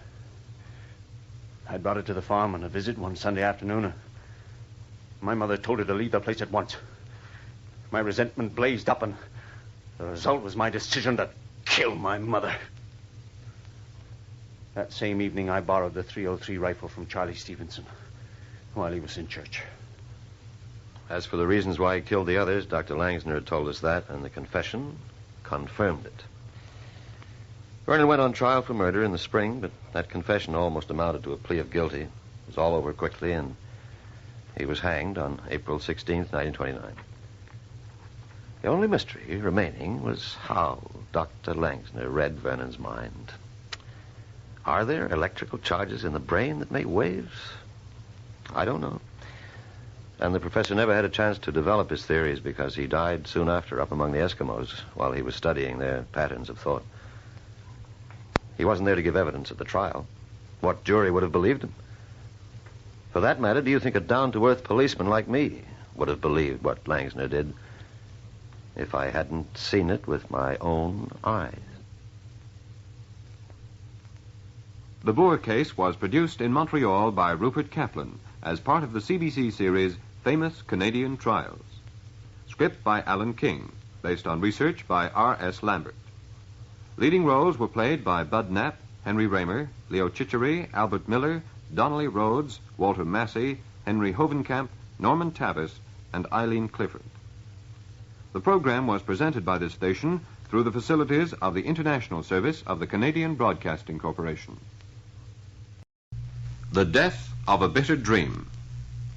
The Canadian Broadcasting Corporation presents a play by Len Peterson based on the trial of Patrick James Whalen, an Irish patriot charged in 1868 with the murder of Thomas D'Arcy McGee, one of the leading figures in the founding of the Canadian nation a year earlier. The play is part of the series Famous Canadian Trials, produced in the Montreal studios of the CBC. The Death of a Bitter Dream. Parliament, the new Dominion of Canada's first, was sitting late. The Dominion was less than a year old, and there was much vital legislation to be attended to. That same night, somewhere in the shadows, was a fiery-eyed man nursing a pistol in his pocket, his bitter heart filled to overflowing with hatred that must kill. The man, his hatred enveloped, sat in Parliament that night and took part in an important debate. The wisdom of the Confederation of the British Provinces was still being questioned. By and by, time will show us the Constitution of this Dominion as much cherished in the hearts of the people of all its provinces. The most impassioned speech in defense of the Union was made by the member from West Montreal, Thomas D'Arcy McGee. Our friends need have no fear that Confederation will be administered other than with serene and even justice. I speak not as a representative of any race or of any province, but as a Canadian.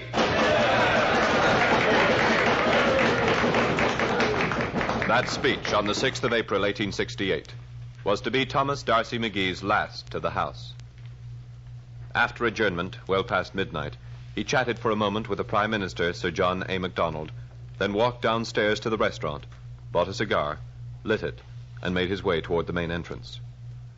The cigar was his usual, inexpensive brand, but tonight it seemed an especially good smoke. Ah, D'Arcy, going my way. Yes, Bob. McGee left the house with a young MP, Robert McFarlane. What time is it getting to be? After 2. A rather stormy session tonight. I wish we could get rid of our cramped parochialism and create a real vision of what this country might be. You push too hard. If we don't, what will it ever come to, this country? I'm too tired to argue. I'm looking forward to a trip home to Montreal and a few good days with Mary and the girls. These sessions are lonely, away from the family. My, what a bright moon. Like day. The two MPs parted at the corner of Metcalfe and Sparks. Good night, D'Arcy. God bless. The Buckley brothers, who worked in the House of Commons, came by. Good night, Mr. McGee. You mean good morning? It's morning now. His last words. McGee walked along Spark Street toward Toronto House, a tavern and rooming establishment run by Mrs. Trotter. Close by now was the bitter man in the shadows, nursing his hatred and pistol. McGee, still smoking his cigar, took out his latchkey to let himself in. He was feeling for the lock when the bitter man hurried up behind him and, raising his pistol, fired. And Thomas D'Arcy McGee's soul left his shattered body. Ottawa, April 7th. Awful assassination. The Honorable Thomas D'Arcy McGee murdered. Ball passed through head. The assassin still at large. Ottawa, noon, April 7th. 5 persons have been arrested on suspicion. Patrick Buckley, a permanent messenger in the House of Commons. John Buckley, his brother, a sessional messenger. Peter A. Eagleson and his brother Patrick, who operate a tailor shop on Sussex Street. And a carpenter by the name of White. Ottawa, midnight, April 7th. A tailor by the name of James Whalen was arrested half an hour ago at the boarding house of Michael Starr on Clarence Street, which for some time has been regarded as the headquarters of the Fenian sympathizers hereabout. He appeared extremely nervous and agitated.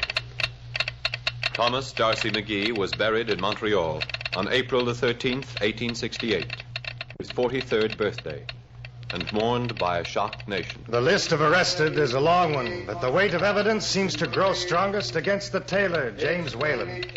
He was arrested on the day of the crime with only slight evidence against him. But since then, the evidence has been mounting and is sufficient now to bring him to trial. On the 7th day of September, 5 months after the assassination, the trial of Patrick James Whalen commenced. The courthouse was a converted jail. At 10 minutes to 10 in the morning, the prisoner walked into the courtroom, had his handcuffs removed. Thank you. And stepped into the prisoner's dock. He was well groomed in a black frock coat, white waistcoat, large gold watch chain, and gray pantaloons. His dark brown hair was carefully brushed back and pomaded. His hair and beard, rimming a pockmarked face, gave him the look of a lion. He seemed too calm. Don't worry, Jimmy. His wife sat immediately behind the prisoner's dock, and the two were able to converse with ease. Mrs. Whalen was considerably older than her husband and more careworn and nervous. Order! Order! At 10 o'clock sharp, Chief Justice Richards was escorted to the bench by the sheriff, and the trial commenced with a selection of the jury. Juror, look at the prisoner. Prisoner, look at the juror.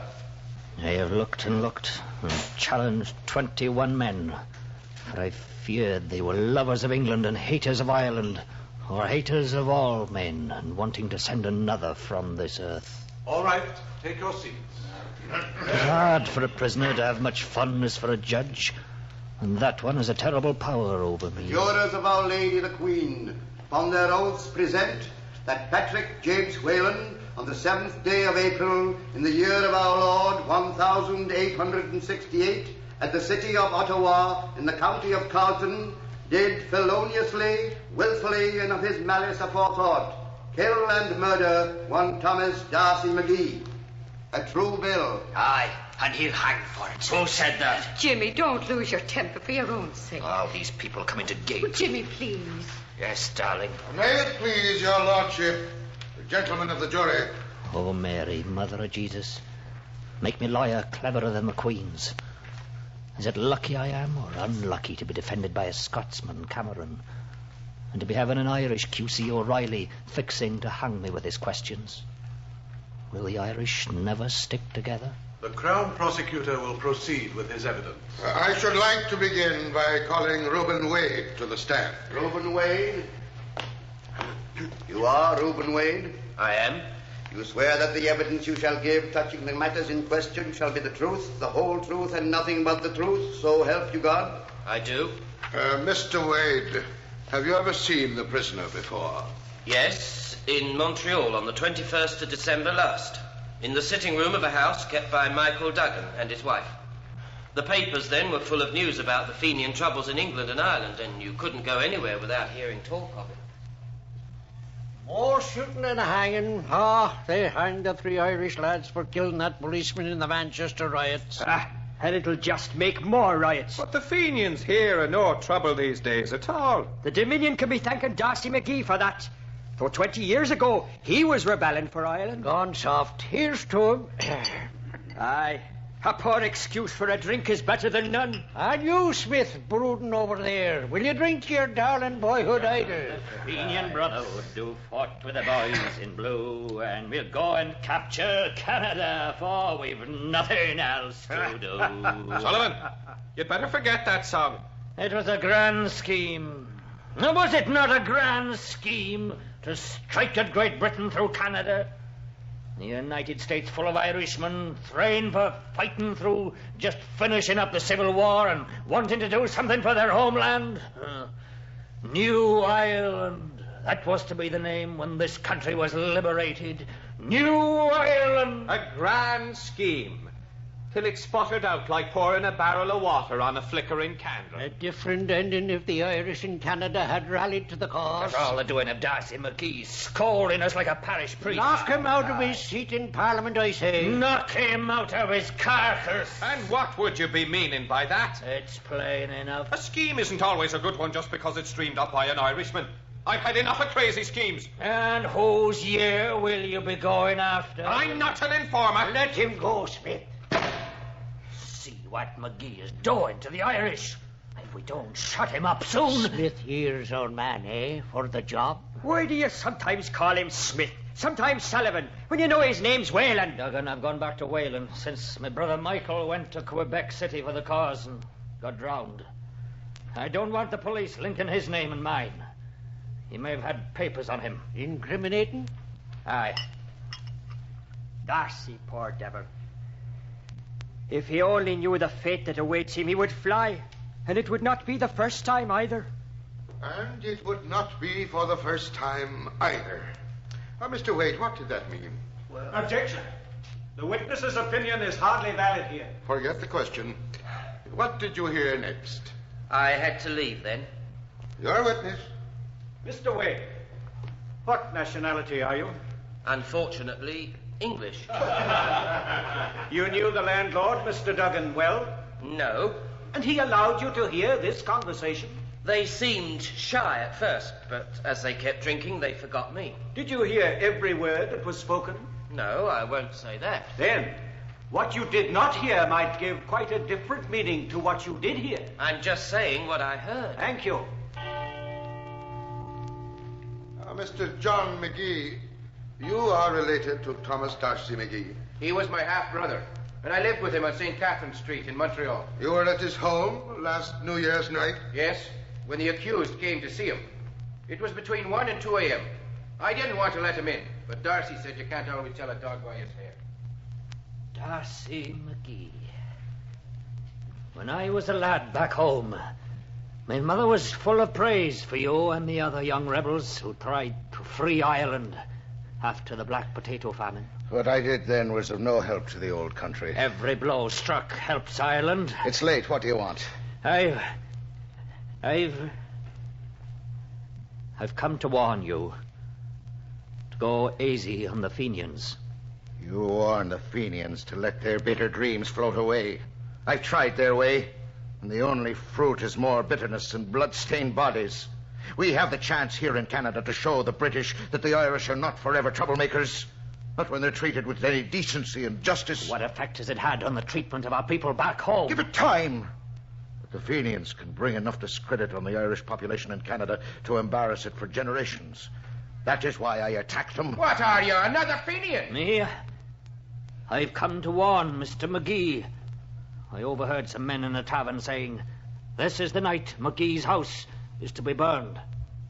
Well, since you've come here to warn me, could I impose on you to take a note to the police?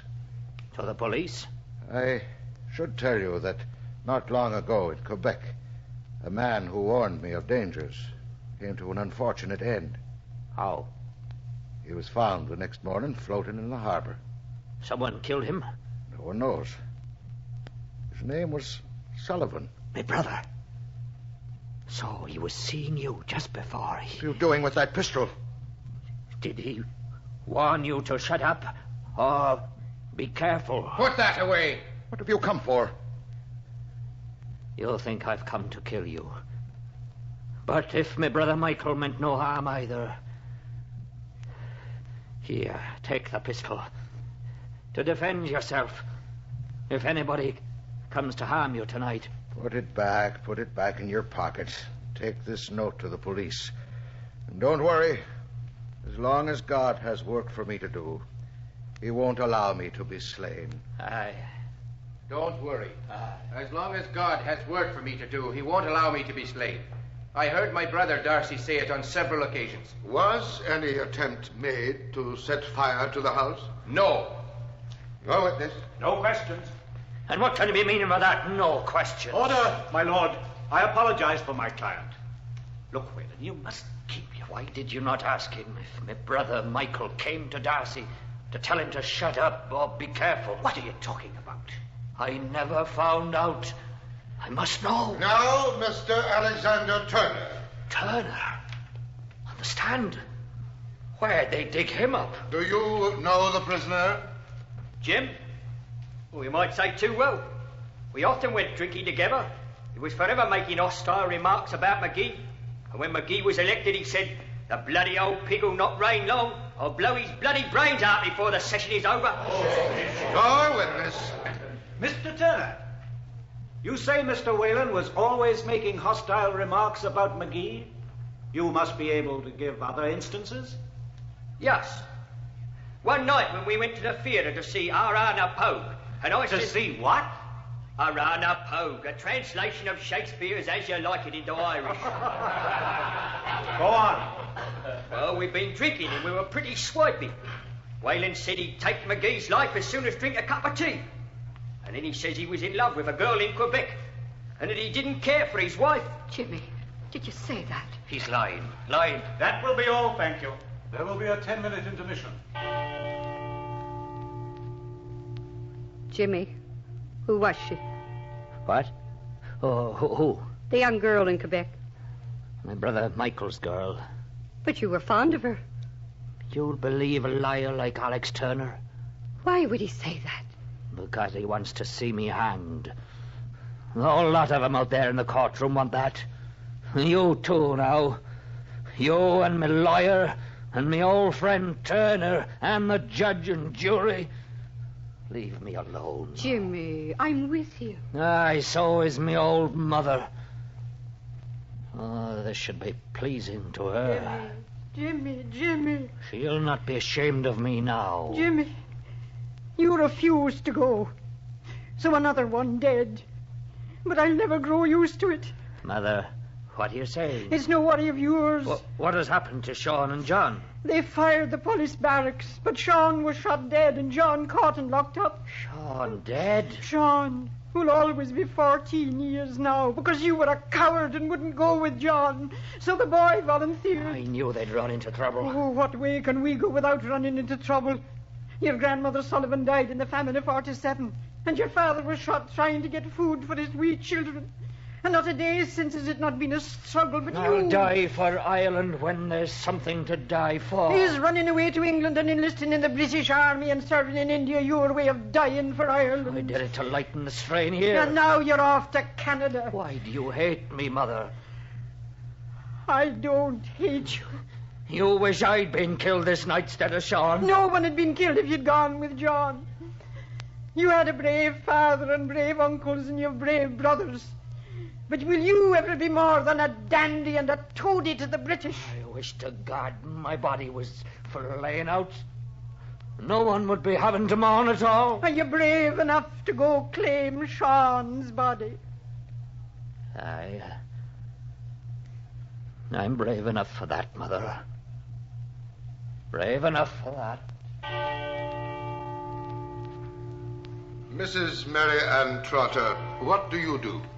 I operate the Toronto House on Spark Street. Where Mr. McGee boarded at the time of his death? Yes. Tell the court about the night he was killed. Well, I was resting on the couch in the dining room. I never retire until all my boarders have come in. I thought I heard my boy. He works as a page in the house. And suddenly there was a bang and a flash. I thought it was a firecracker. What did you do? I opened the door, and it was all splattered with blood. And I saw a man in a stooped position on the sidewalk. And he had the face of a dead man. And it was Mr. McGee. Oh, Mother. Are you still thinking your son Jimmy is a cowardly dandy? Tory into the British? Refusing to risk his carcass for Ireland's dream? I've been reading the papers. And I've been praying for you, Jimmy. I know you did not shoot that fine man, Darcy McGee. It's not in your character at all. No. I'm a man of the sword, like all the Sullivans and Whalens. You're a crafty old un, Mother, writing in your letters what you write to fool everyone but me. You had a soft heart when you were a small boy, and you've not changed. You'd not skin a rabbit. And sure I am no son of mine would shoot a man in the back without warning. Who remembers, Mother, what any of the family have tried to do for Erin? Who remembers their names? But they'll not forget Patrick James Whalen. You know, and you're proud. It's between the lines in your letters, is it not, Mother? Mr. O'Neill, what is your occupation? I'm a detective officer of the city of Ottawa. You arrested the prisoner? Yes. Found a box of cartridges in his pocket, a Smith & Wesson revolver, and a ramrod for cleaning it. There's also a photograph of a young lady and badges from several Irish clubs. Is this the revolver? Yes. It's fully loaded. 5 of the cartridges looked as if they'd been in there for some days, but the 6th looked new. Oh, how? 5 had dirt on the ends. The 6th was clean. The mouth of the barrel showed a fresh discharge of powder. Now, this bullet that killed Mr. McGee, would it come from that gun? Yes, it could have. It's the same caliber. Now, what did the prisoner say when you arrested him? Nothing about the murder. But later I heard that he was singing and dancing a lot in jail, so I went and stood near his cell behind a pillar. A friend of his, John Doyle, was in the cell next to his. Are you there, John? Aye. Sure, I'm the one shot McGee like a dog. Oh, if it was not for the whiskey, I never would have done it. Who's the informer? So? I was drunk as the devil. I wish you'd never done it. You said I was the one for it. But we told you we'd given it up. Because you thought I was too cowardly, taking so long? Well, I did it alone, John. All the others backed out. And what'll happen to me? You'll get out. It'll go hard for me. And I don't care a damn. Only for one thing. What's that? My poor mother back in Ireland. I've been sending her money. But my name will go down to posterity, and the old woman will have that. What a fine lot of boys she had. All fond of Ireland. And for that, they're all dead now. Or in prison. Jim. Oh, Jim. I'm sorry for you. Life is sweet.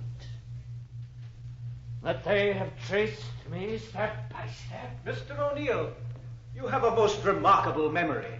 As soon as I left the jail, I wrote it all down. While you were eavesdropping, could you see who was talking? No, sir. Thank you. That is all. But when I left, I walked by the cell, so I got a good look at Doyle and the prisoner Whalen. Thank you.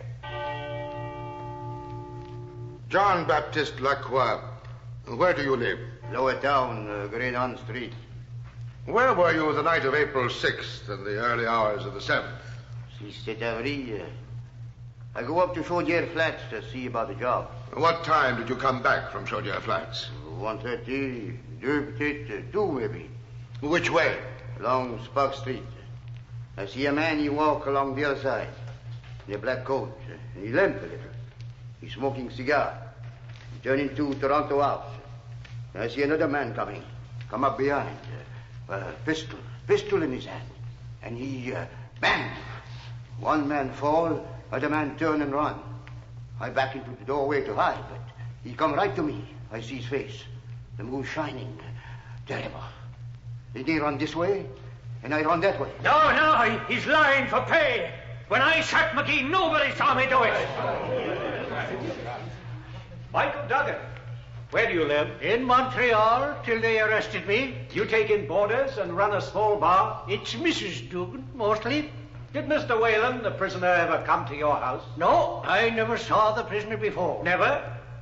Mr. Reuben Wade swears he heard you and the prisoner and a third man planning last December to do some injury to Mr. McGee. Then for that I'm in jail.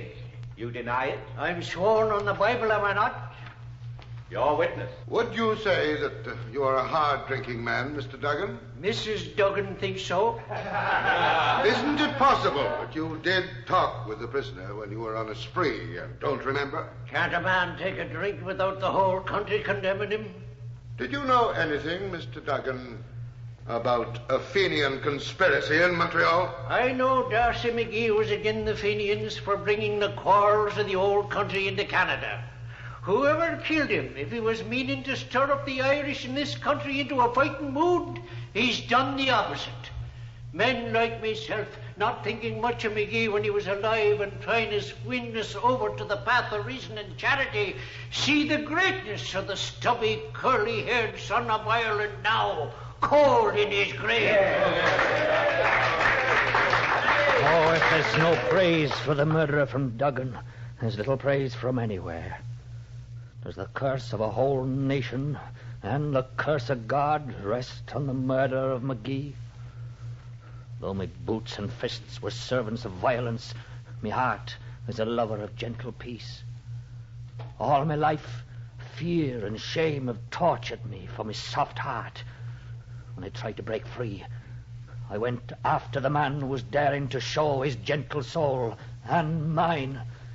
I tried to be a hero like Darcy McGee in his wild 20s. Oh, miserere domine. No, it was not Patrick James Whalen who fired the shot. He could not kill, not Jimmy. My lord! Order! I don't know at all why you're trying me. Prisoner at the bar. This court neither hears nor sees you. Whalen, sit down. Mr. Cameron, let me get up there and tell him all I know. The worst thing that could happen, O'Reilly throwing questions at you. Afraid of him, is it you are? But I'm not. I feel that the assassin, whoever he is 1,000 miles away or more, and no man is stranger than he to me. Gentlemen of the jury, the crime that has been committed is abhorrent to all of us.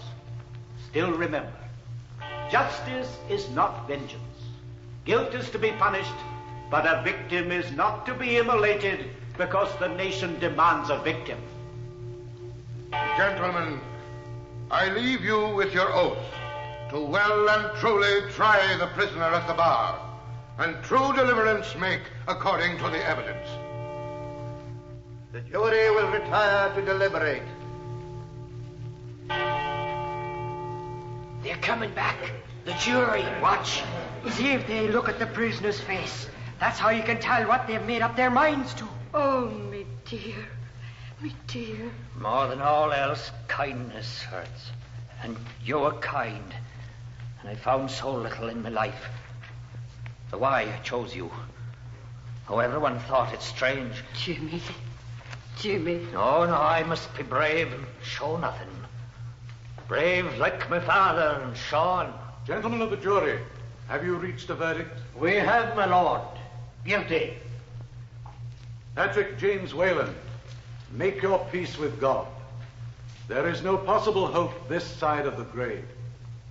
My lord, and gentlemen of the jury, Darcy McGee has won over all his enemies. And sorry I am, we are bound in death, struck down by the same assassin's bullet. Assassination never does anything for a cause but dig its grave. I ask forgiveness from all I have injured, and forgive all who have injured me. God save Ireland. God save my soul. The Death of a Bitter Dream was produced in Montreal by Rupert Kaplan as part of the series Famous Canadian Trials. The script was written by Len Peterson, and leading roles were played by Henry Raymer, Eileen Clifford, Powys Thomas, Eleanor Stewart, Albert Miller, Paul Hecht, Gordon Atkinson, Gary Files, George Alexander, Walter Massey, Donnelly Rhodes, Ken Cully, Gerald Rowan, Philip Nielsen, and Margaret Cunningham. The program was presented by this station through the facilities of the International Service of the Canadian Broadcasting Corporation.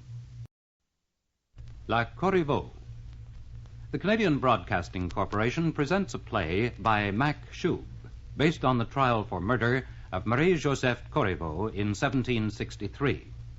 The play is part of the series Famous Canadian Trials, produced in the Montreal studios of the CBC.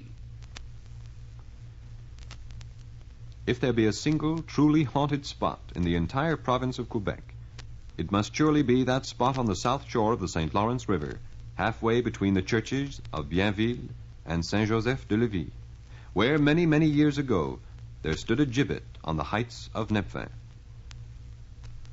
On this ancient spot was introduced for the first time one of the delicate refinements of civilization brought to French Canada by the British conquerors.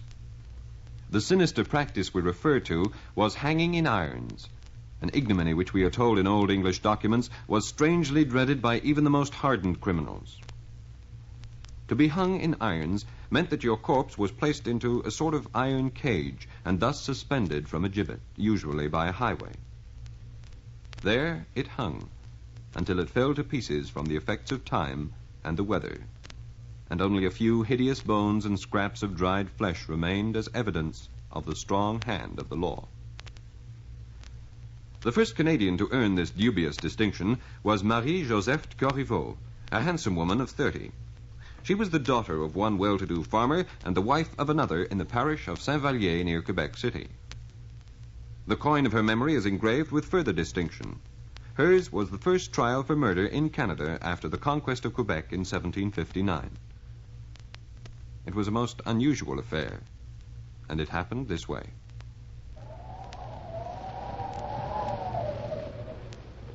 On a winter's day towards the end of January, in the year 1763, Monsieur Louis Daudier, husband of Marie-Joseph Corriveau, was found dead in his stable, his skull torn open by a violent blow.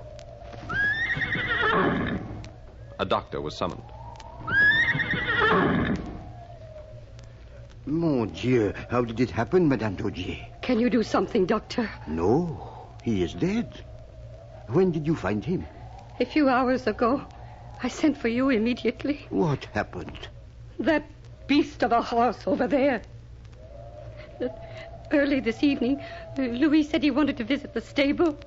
The horse was restless. He wanted to quiet him. I will kill that horse. With my own hands, I will kill that ugly devil. No. That will do no good.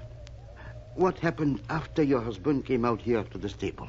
I heard a terrible cry. I ran in from the house.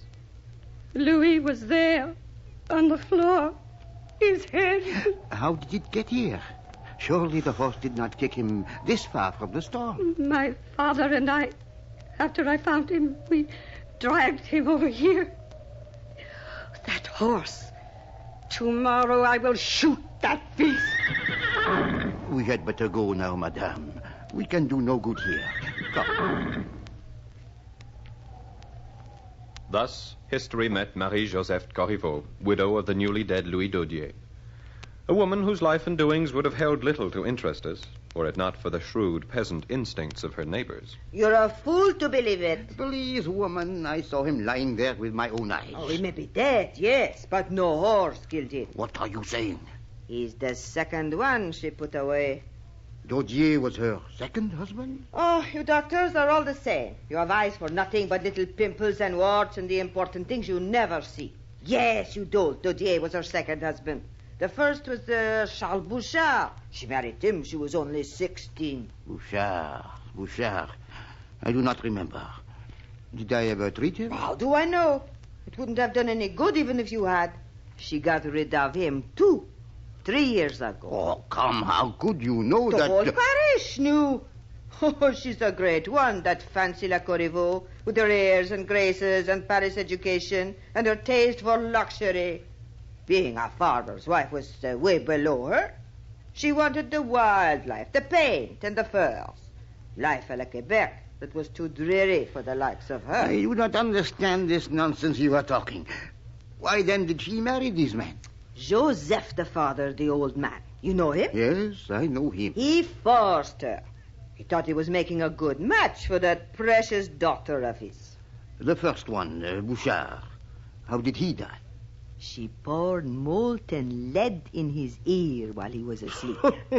Woman, you are silly. That is something from a storybook. Well, laugh, yes. But the whole parish knew. His death was not a natural one. Well, if they knew so much, why did they not arrest her? Who was to arrest her? Have you forgotten what it was like 3 years ago when the damned English came? No law, no courts, no civil authorities. The damned soldiers, that is all there was. What did anyone care about a murder in some little parish when the whole of Quebec was still bleeding? Were there any children? Thank God, no. Not from either husband. Why did she not go back to France? Why did she marry Dodier? I suppose the old man convinced her Dodier was a fine catch. He was quite wealthy, you know. But he had something else that he wasn't telling her. What is that? A mistress. A fancy woman. Isabelle Sylvain is her name. There was a little surprise for La Corriveau, wasn't it? God help us, woman. How do you know all these things? You keep your eyes and your ears open, and that's how you know. He found out about the mistress? Immediately. It was an open secret. Oh, the stories I heard about they used to fight. Oh. La Corriveau and Dodier, stupid. Cat and dog. And always he'd run off to the other woman. Men are such pigs. Well, you should be glad he's dead. Bite your tongue. It is a sin to kill. Of course. Was there blood on the foot of the horse? I do not know. I did not look. Well, tomorrow morning you go back and look. I'll bet you won't find any. And look carefully at the dead man's head to see what it was that really killed him. Yes, of course. I will certainly do that. Rumors, gossip, speculation, insinuations, wonder. The 5 fingers of an accusing hand reaching out for La Corriveau. It did not take long for popular opinion to boil up and scold this handsome woman, who now lived aloofly alone with her old father, Joseph. When is someone going to do something about her? Are they going to let her get away with it a second time? Why do you keep annoying me with your questions? I am only a doctor, not the law. I am not paid to carry out investigations. There is no regular judicial machinery in this country. Blame the English. Don't blame me. Now, leave me alone, woman. We should go to the priest. That's what we should do. We should form a committee and go to the priest. Fine. Stop jabbering and go to the priest. Now, leave me in peace for 5 minutes. And go to the priest they did. And the priest went to his superiors. And his superiors, after ordering the detention of La Corriveau and her father, then brought the matter to the attention of the British garrison, then occupying Quebec. There, Father Glapion was received by Lieutenant Colonel Morris. Ah, Father Glapion, how good to see you. Won't you sit down, please? Merci, thank you, mon colonel. It is good of you to welcome me. You are always welcome, Father. Now, what can I do for you? A matter most urgent, most serious. Oh? There are ugly rumors of murder in a nearby parish. I have not heard of them. How well. Your interests do not particularly concern themselves along these little personal lines today. Huh? I suppose not. The broader view is our horizon. Is that what you're reprimanding me for? We must not forget the little things that concern individual beings. We have no judiciary as yet, that is true. But that does not mean we cannot have law and order. Of course. Continue, Father. Well, in the parish of Saint-Vallier, not far from this garrison of yours, there lives a woman who calls herself Marie-Joseph de Corriveau. Although quite young, she has already buried 2 fine husbands. The parishioners are quite upset. Did them in, Is that what they think? Your idiom, mon colonel, is strange to me, but your meaning is not. Yes, that is what they think. I must point out very strongly that a gross violation of the holy sacrament of marriage is suspected to have taken place. Something must be done to pacify the feelings of my parishioners. Otherwise, I cannot be answerable for what will happen. I hope you understand the situation I am trying to convey.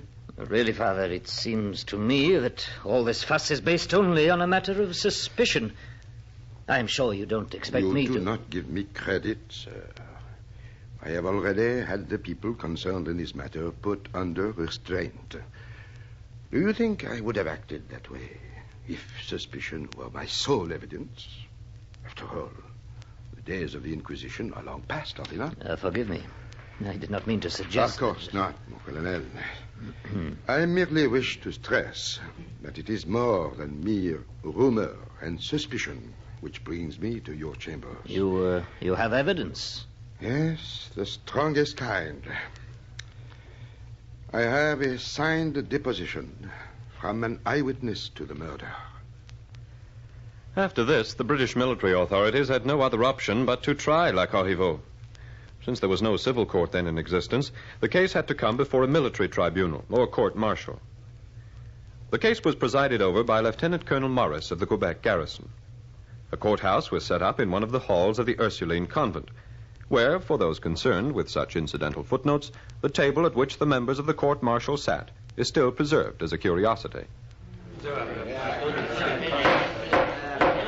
This court is now convened and signed this day by its president, Lieutenant Colonel Morris, who will now state the nature of the inquiry. It is charged that during the last week of January in the year 1763, person or persons did willfully and of malice aforethought kill and murder one Louis Dodier. The proceedings, being hastily convened, were conducted in the form of an inquiry similar to a coroner's inquest. It began with medical evidence. And when I examined the body of the dead man closely, I came to the opinion that Monsieur Dodier's terrible head wounds were much more likely to have been caused by some sharply pointed instrument rather than by the shoe of a horse. Next to take the witness stand was Isabelle Sylvain, the mistress of the dead man. She told a shocking story. I swear this is the truth. I saw the whole thing with my own eyes. I saw Louis Dodier killed in cold blood by his own wife. I saw her murder him. Louis Dodier was asleep. His wife attacked him while he was in bed. I saw her strike him several violent blows on his head with a brock. What is a brock? A fork used for pitching straw, Your Honor. A large, terrible fork with 3 sharp prongs in it. Mm-hmm. She hit him several times on the head while he was asleep. It was horrible. When he was dead, that woman fetched her old father. Where did she go to fetch him from? The old man lived in the same house, Your Honor. Yes, go on. She went to fetch the old man.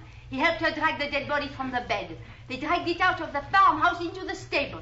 In the stable, they set up the body in such a position that it might look as if Louis had been killed by several kicks from his horse. But he did not die from the horse. She killed him with her own hands. I saw it. I swear it before God, she murdered him. I saw it. But the drama was not over. The climax waited quietly in the wings, from whence it was led on stage by Marie-Joseph herself. That woman lies to you. I did not kill my husband. She tells you this only out of hate for me. Everybody knows the sort of woman she is.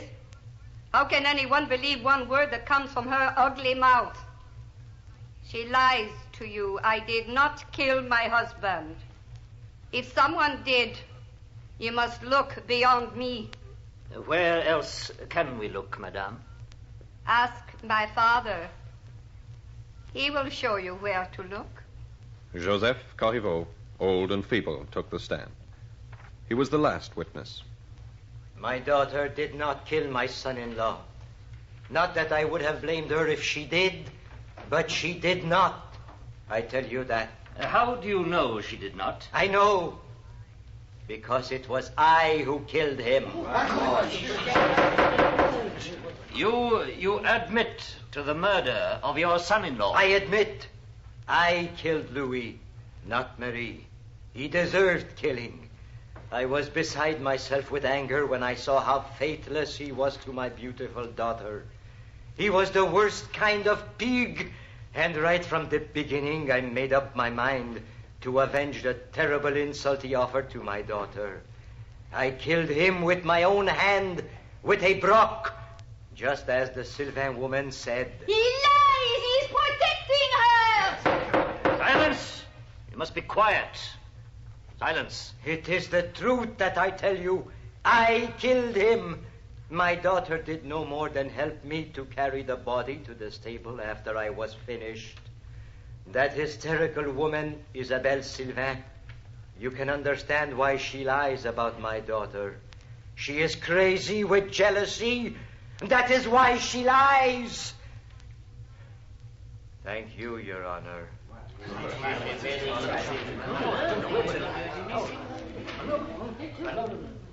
In face of this confession, the bewildered court could come to only one conclusion. Joseph Corriveau was put on trial for the murder of Louis Daudier. Joseph Corriveau, the court's unanimous sentence is that you suffer death by hanging. The prisoner will leave the court. Marie-Joseph Corriveau, you are found guilty of being an accomplice after the fact. The court's unanimous sentence is that you receive 60 lashes on your bare back and that you be branded with a hot iron on the left hand with the letter M. The prisoner will leave the court.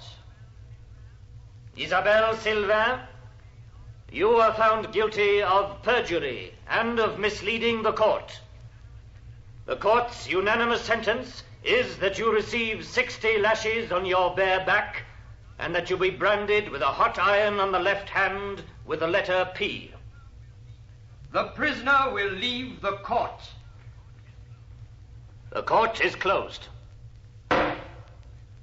Justice then appeared to have been dealt out, but by no means to everyone's satisfaction. Popular opinion was outraged, and the priests were far from happy with the result of the trial. It is sad, sad, sad. It is all so sad. Father? These Englishmen are so proud of their civilizing mission among the inferior races, as they call them. When one looks to them for justice, see what happens. Don't they know that this poor old man is completely under the thumb of his daughter? Everybody else knows it. Why don't they? They may not care to know it, Father. We ask for justice, they deliver punishment. And thus for them the equation is worked out. Are we to believe Joseph Corriveau's confession? I do not believe it. The people do not believe it. I do not believe it either. Tonight, that poor man is about to die in sin on the scaffold for the sake of his daughter. There is no one to stop it. He has been asking for you, Father. What, for me? Yes, he wants you to hear his last confession. He does not wish to pass from this life without receiving the last rites of the church. And he will speak only to you. But why only me? Why not his parish priest? He asks for you. He will accept a visit only from the Father Superior, he says. Indeed. His burden must be heavier than we suspected. I will go to him.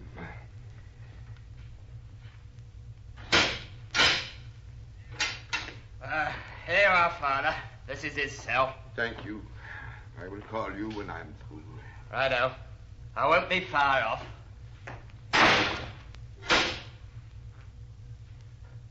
Father. You have sent for me, my son? They are going to hang me tonight, huh? That is the wish of the court, my son. Have you made your peace? There is no peace for me, Father. There is peace for all men. Not for me. You are afraid? No, not of dying. But I am about to die badly. Of that, I am afraid. Why badly, my son? Those things I said in court. Yes? They were not true. Many of us knew they were not true, my son. Oh, they were not true. I swear they were not. There is still time for truth. If I speak, it will bring harm to Marie. Oh, such harm as there is only temporal, my son. Limited by our present life. She already lives with her own harm. Whether you speak or keep silent, you must think of your own soul. I did not kill my son-in-law. Yes, we knew that, my son. It is good to hear you say it of your own will. I am innocent of Louis's death. That other woman, Isabelle Sylvain, what she spoke was all the truth. My daughter, God save her soul, she killed him, just the way Isabelle told it. She did not speak perjury. She told the truth. He deserved killing, but I did not kill him. It was Marie. God have mercy on her. Will you tell this to the Englishman? I will tell them. I must tell them. I cannot die badly in the eyes of God. I will tell them. Oh, Father, my heart is so heavy. The gossip had been right then. Village cackle, the exchange of suspicions and ideas, ironically for once had been dreadfully accurate. The British authorities had no alternative but to reprieve old Joseph Corriveau and order the court-martial to be held again, this time with Marie Corriveau as the accused. The date was April the 15th, 1763. There was no defense, except for the statements of the accused herself. There is no evidence against me, except those lies from the mouths of a cheap, fancy woman and a foolish old man who is out of his mind. I did not kill my husband. I deny everything that has been said about me. None of it is true. Also, I point out to all of you who are so concerned about the law and justice that I have already been tried once on this charge and found innocent. I cannot try this charge and found innocent. I cannot lawfully be tried twice for the same offense. So why am I here in the midst of this mockery? Although she continued to deny her guilt, the circumstances were altogether too strong against her. Marie-Joseph Corriveau, this court finds you guilty of murder as charged and sentences you to be hanged until dead. As a special mark of the infamy of your behavior, this court orders that your body after death shall be hung in chains at a public crossroad, which shall be so designated by the governor. The court is closed. Well, that puts an end to it, doesn't it, Colonel? Indeed it does, Governor. I think we have won the popular vote. The people are quite in sympathy with our decision. I am determined to make an example of that awful woman. I suppose we have every reason, haven't we, sir? I am beyond the point of supposition, Morris. I am convinced. Firstly, this La Corriveau, as they call her, has made a fool of British justice. Secondly, the people, because according to British law, the murder of a husband by a wife is a particularly heinous crime, which must be punished with the maximum disgrace.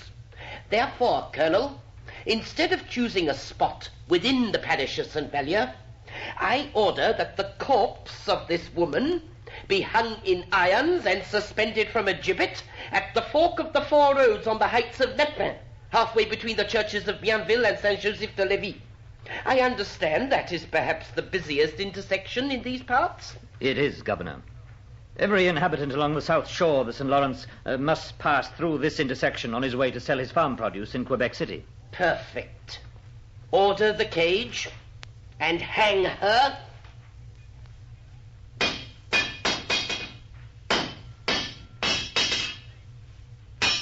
Hey, blacksmith. Chuck the hammer in for a mo, will you?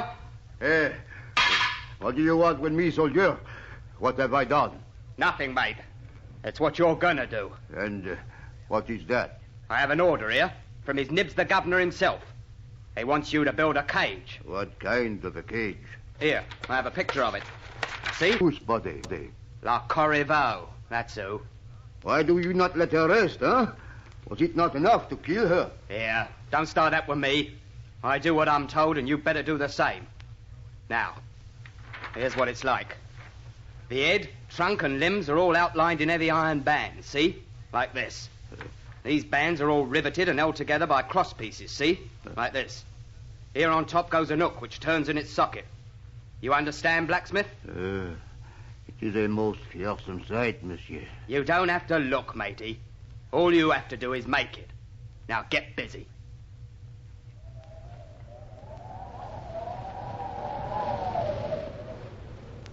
When the cage containing La Corriveau's body was hung, it became a universal object of horror. For many months, the people of Saint-Joseph-de-Lévis refused to go out at night for fear of passing the spot where the cage had been placed.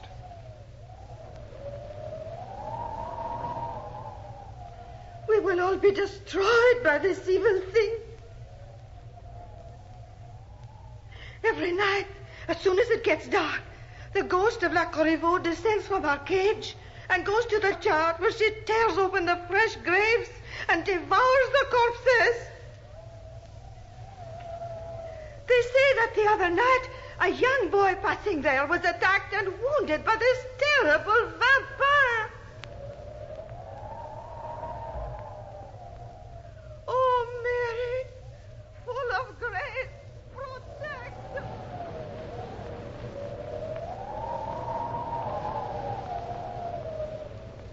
Finally, a group of young men of the parish, bolder than the rest, went by night to the hillock on which the gibbet stood, took down the cage, and secretly buried it in unhallowed ground just outside the wall of the parish cemetery. And that is the end of the case of La Corriveau. But for those with an appetite for footnotes, we submit the following items for your edification. The site of the grave was lost to memory until in 1830 the church of Saint-Joseph was burned down. At that time, while rooting among the ruins, diggers unearthed the old cage. All that was left of the beautiful La Corriveau was a single leg bone. Even this relic was not allowed to rest in peace. Unscrupulous profiteers stole both the cage and the leg bone and exhibited them in public in Quebec for several years. Finally, as one would suspect, the great Phineas T. Barnum visited Quebec, saw the relics, and bought them for his American Museum in New York City. There, La Corriveau joined a weird collection of living and dead curiosities, including a menagerie of wild animals and freaks. On July the 13th, in 1865, the famous American Museum caught fire, and what was left of La Corriveau went up in flames. Thus, the unhappy ghost of Marie-Joseph Corriveau did at last her quietus make. So be it. La Corriveau, was produced in Montreal by Rupert Kaplan as part of the CBC series Famous Canadian Trials. Script by Mac Shub, based on research by R.S. Lambert. Leading roles were played by Eileen Clifford, Powys Thomas, Phyllis Carter, Albert Miller, Norman Tavis, John Codner, Paul Hecht, Eric Koski, Ruth DeHaan, George Alexander, Howard Rishpan, and Gary Files. The program was presented by this station through the facilities of the International Service of the Canadian Broadcasting.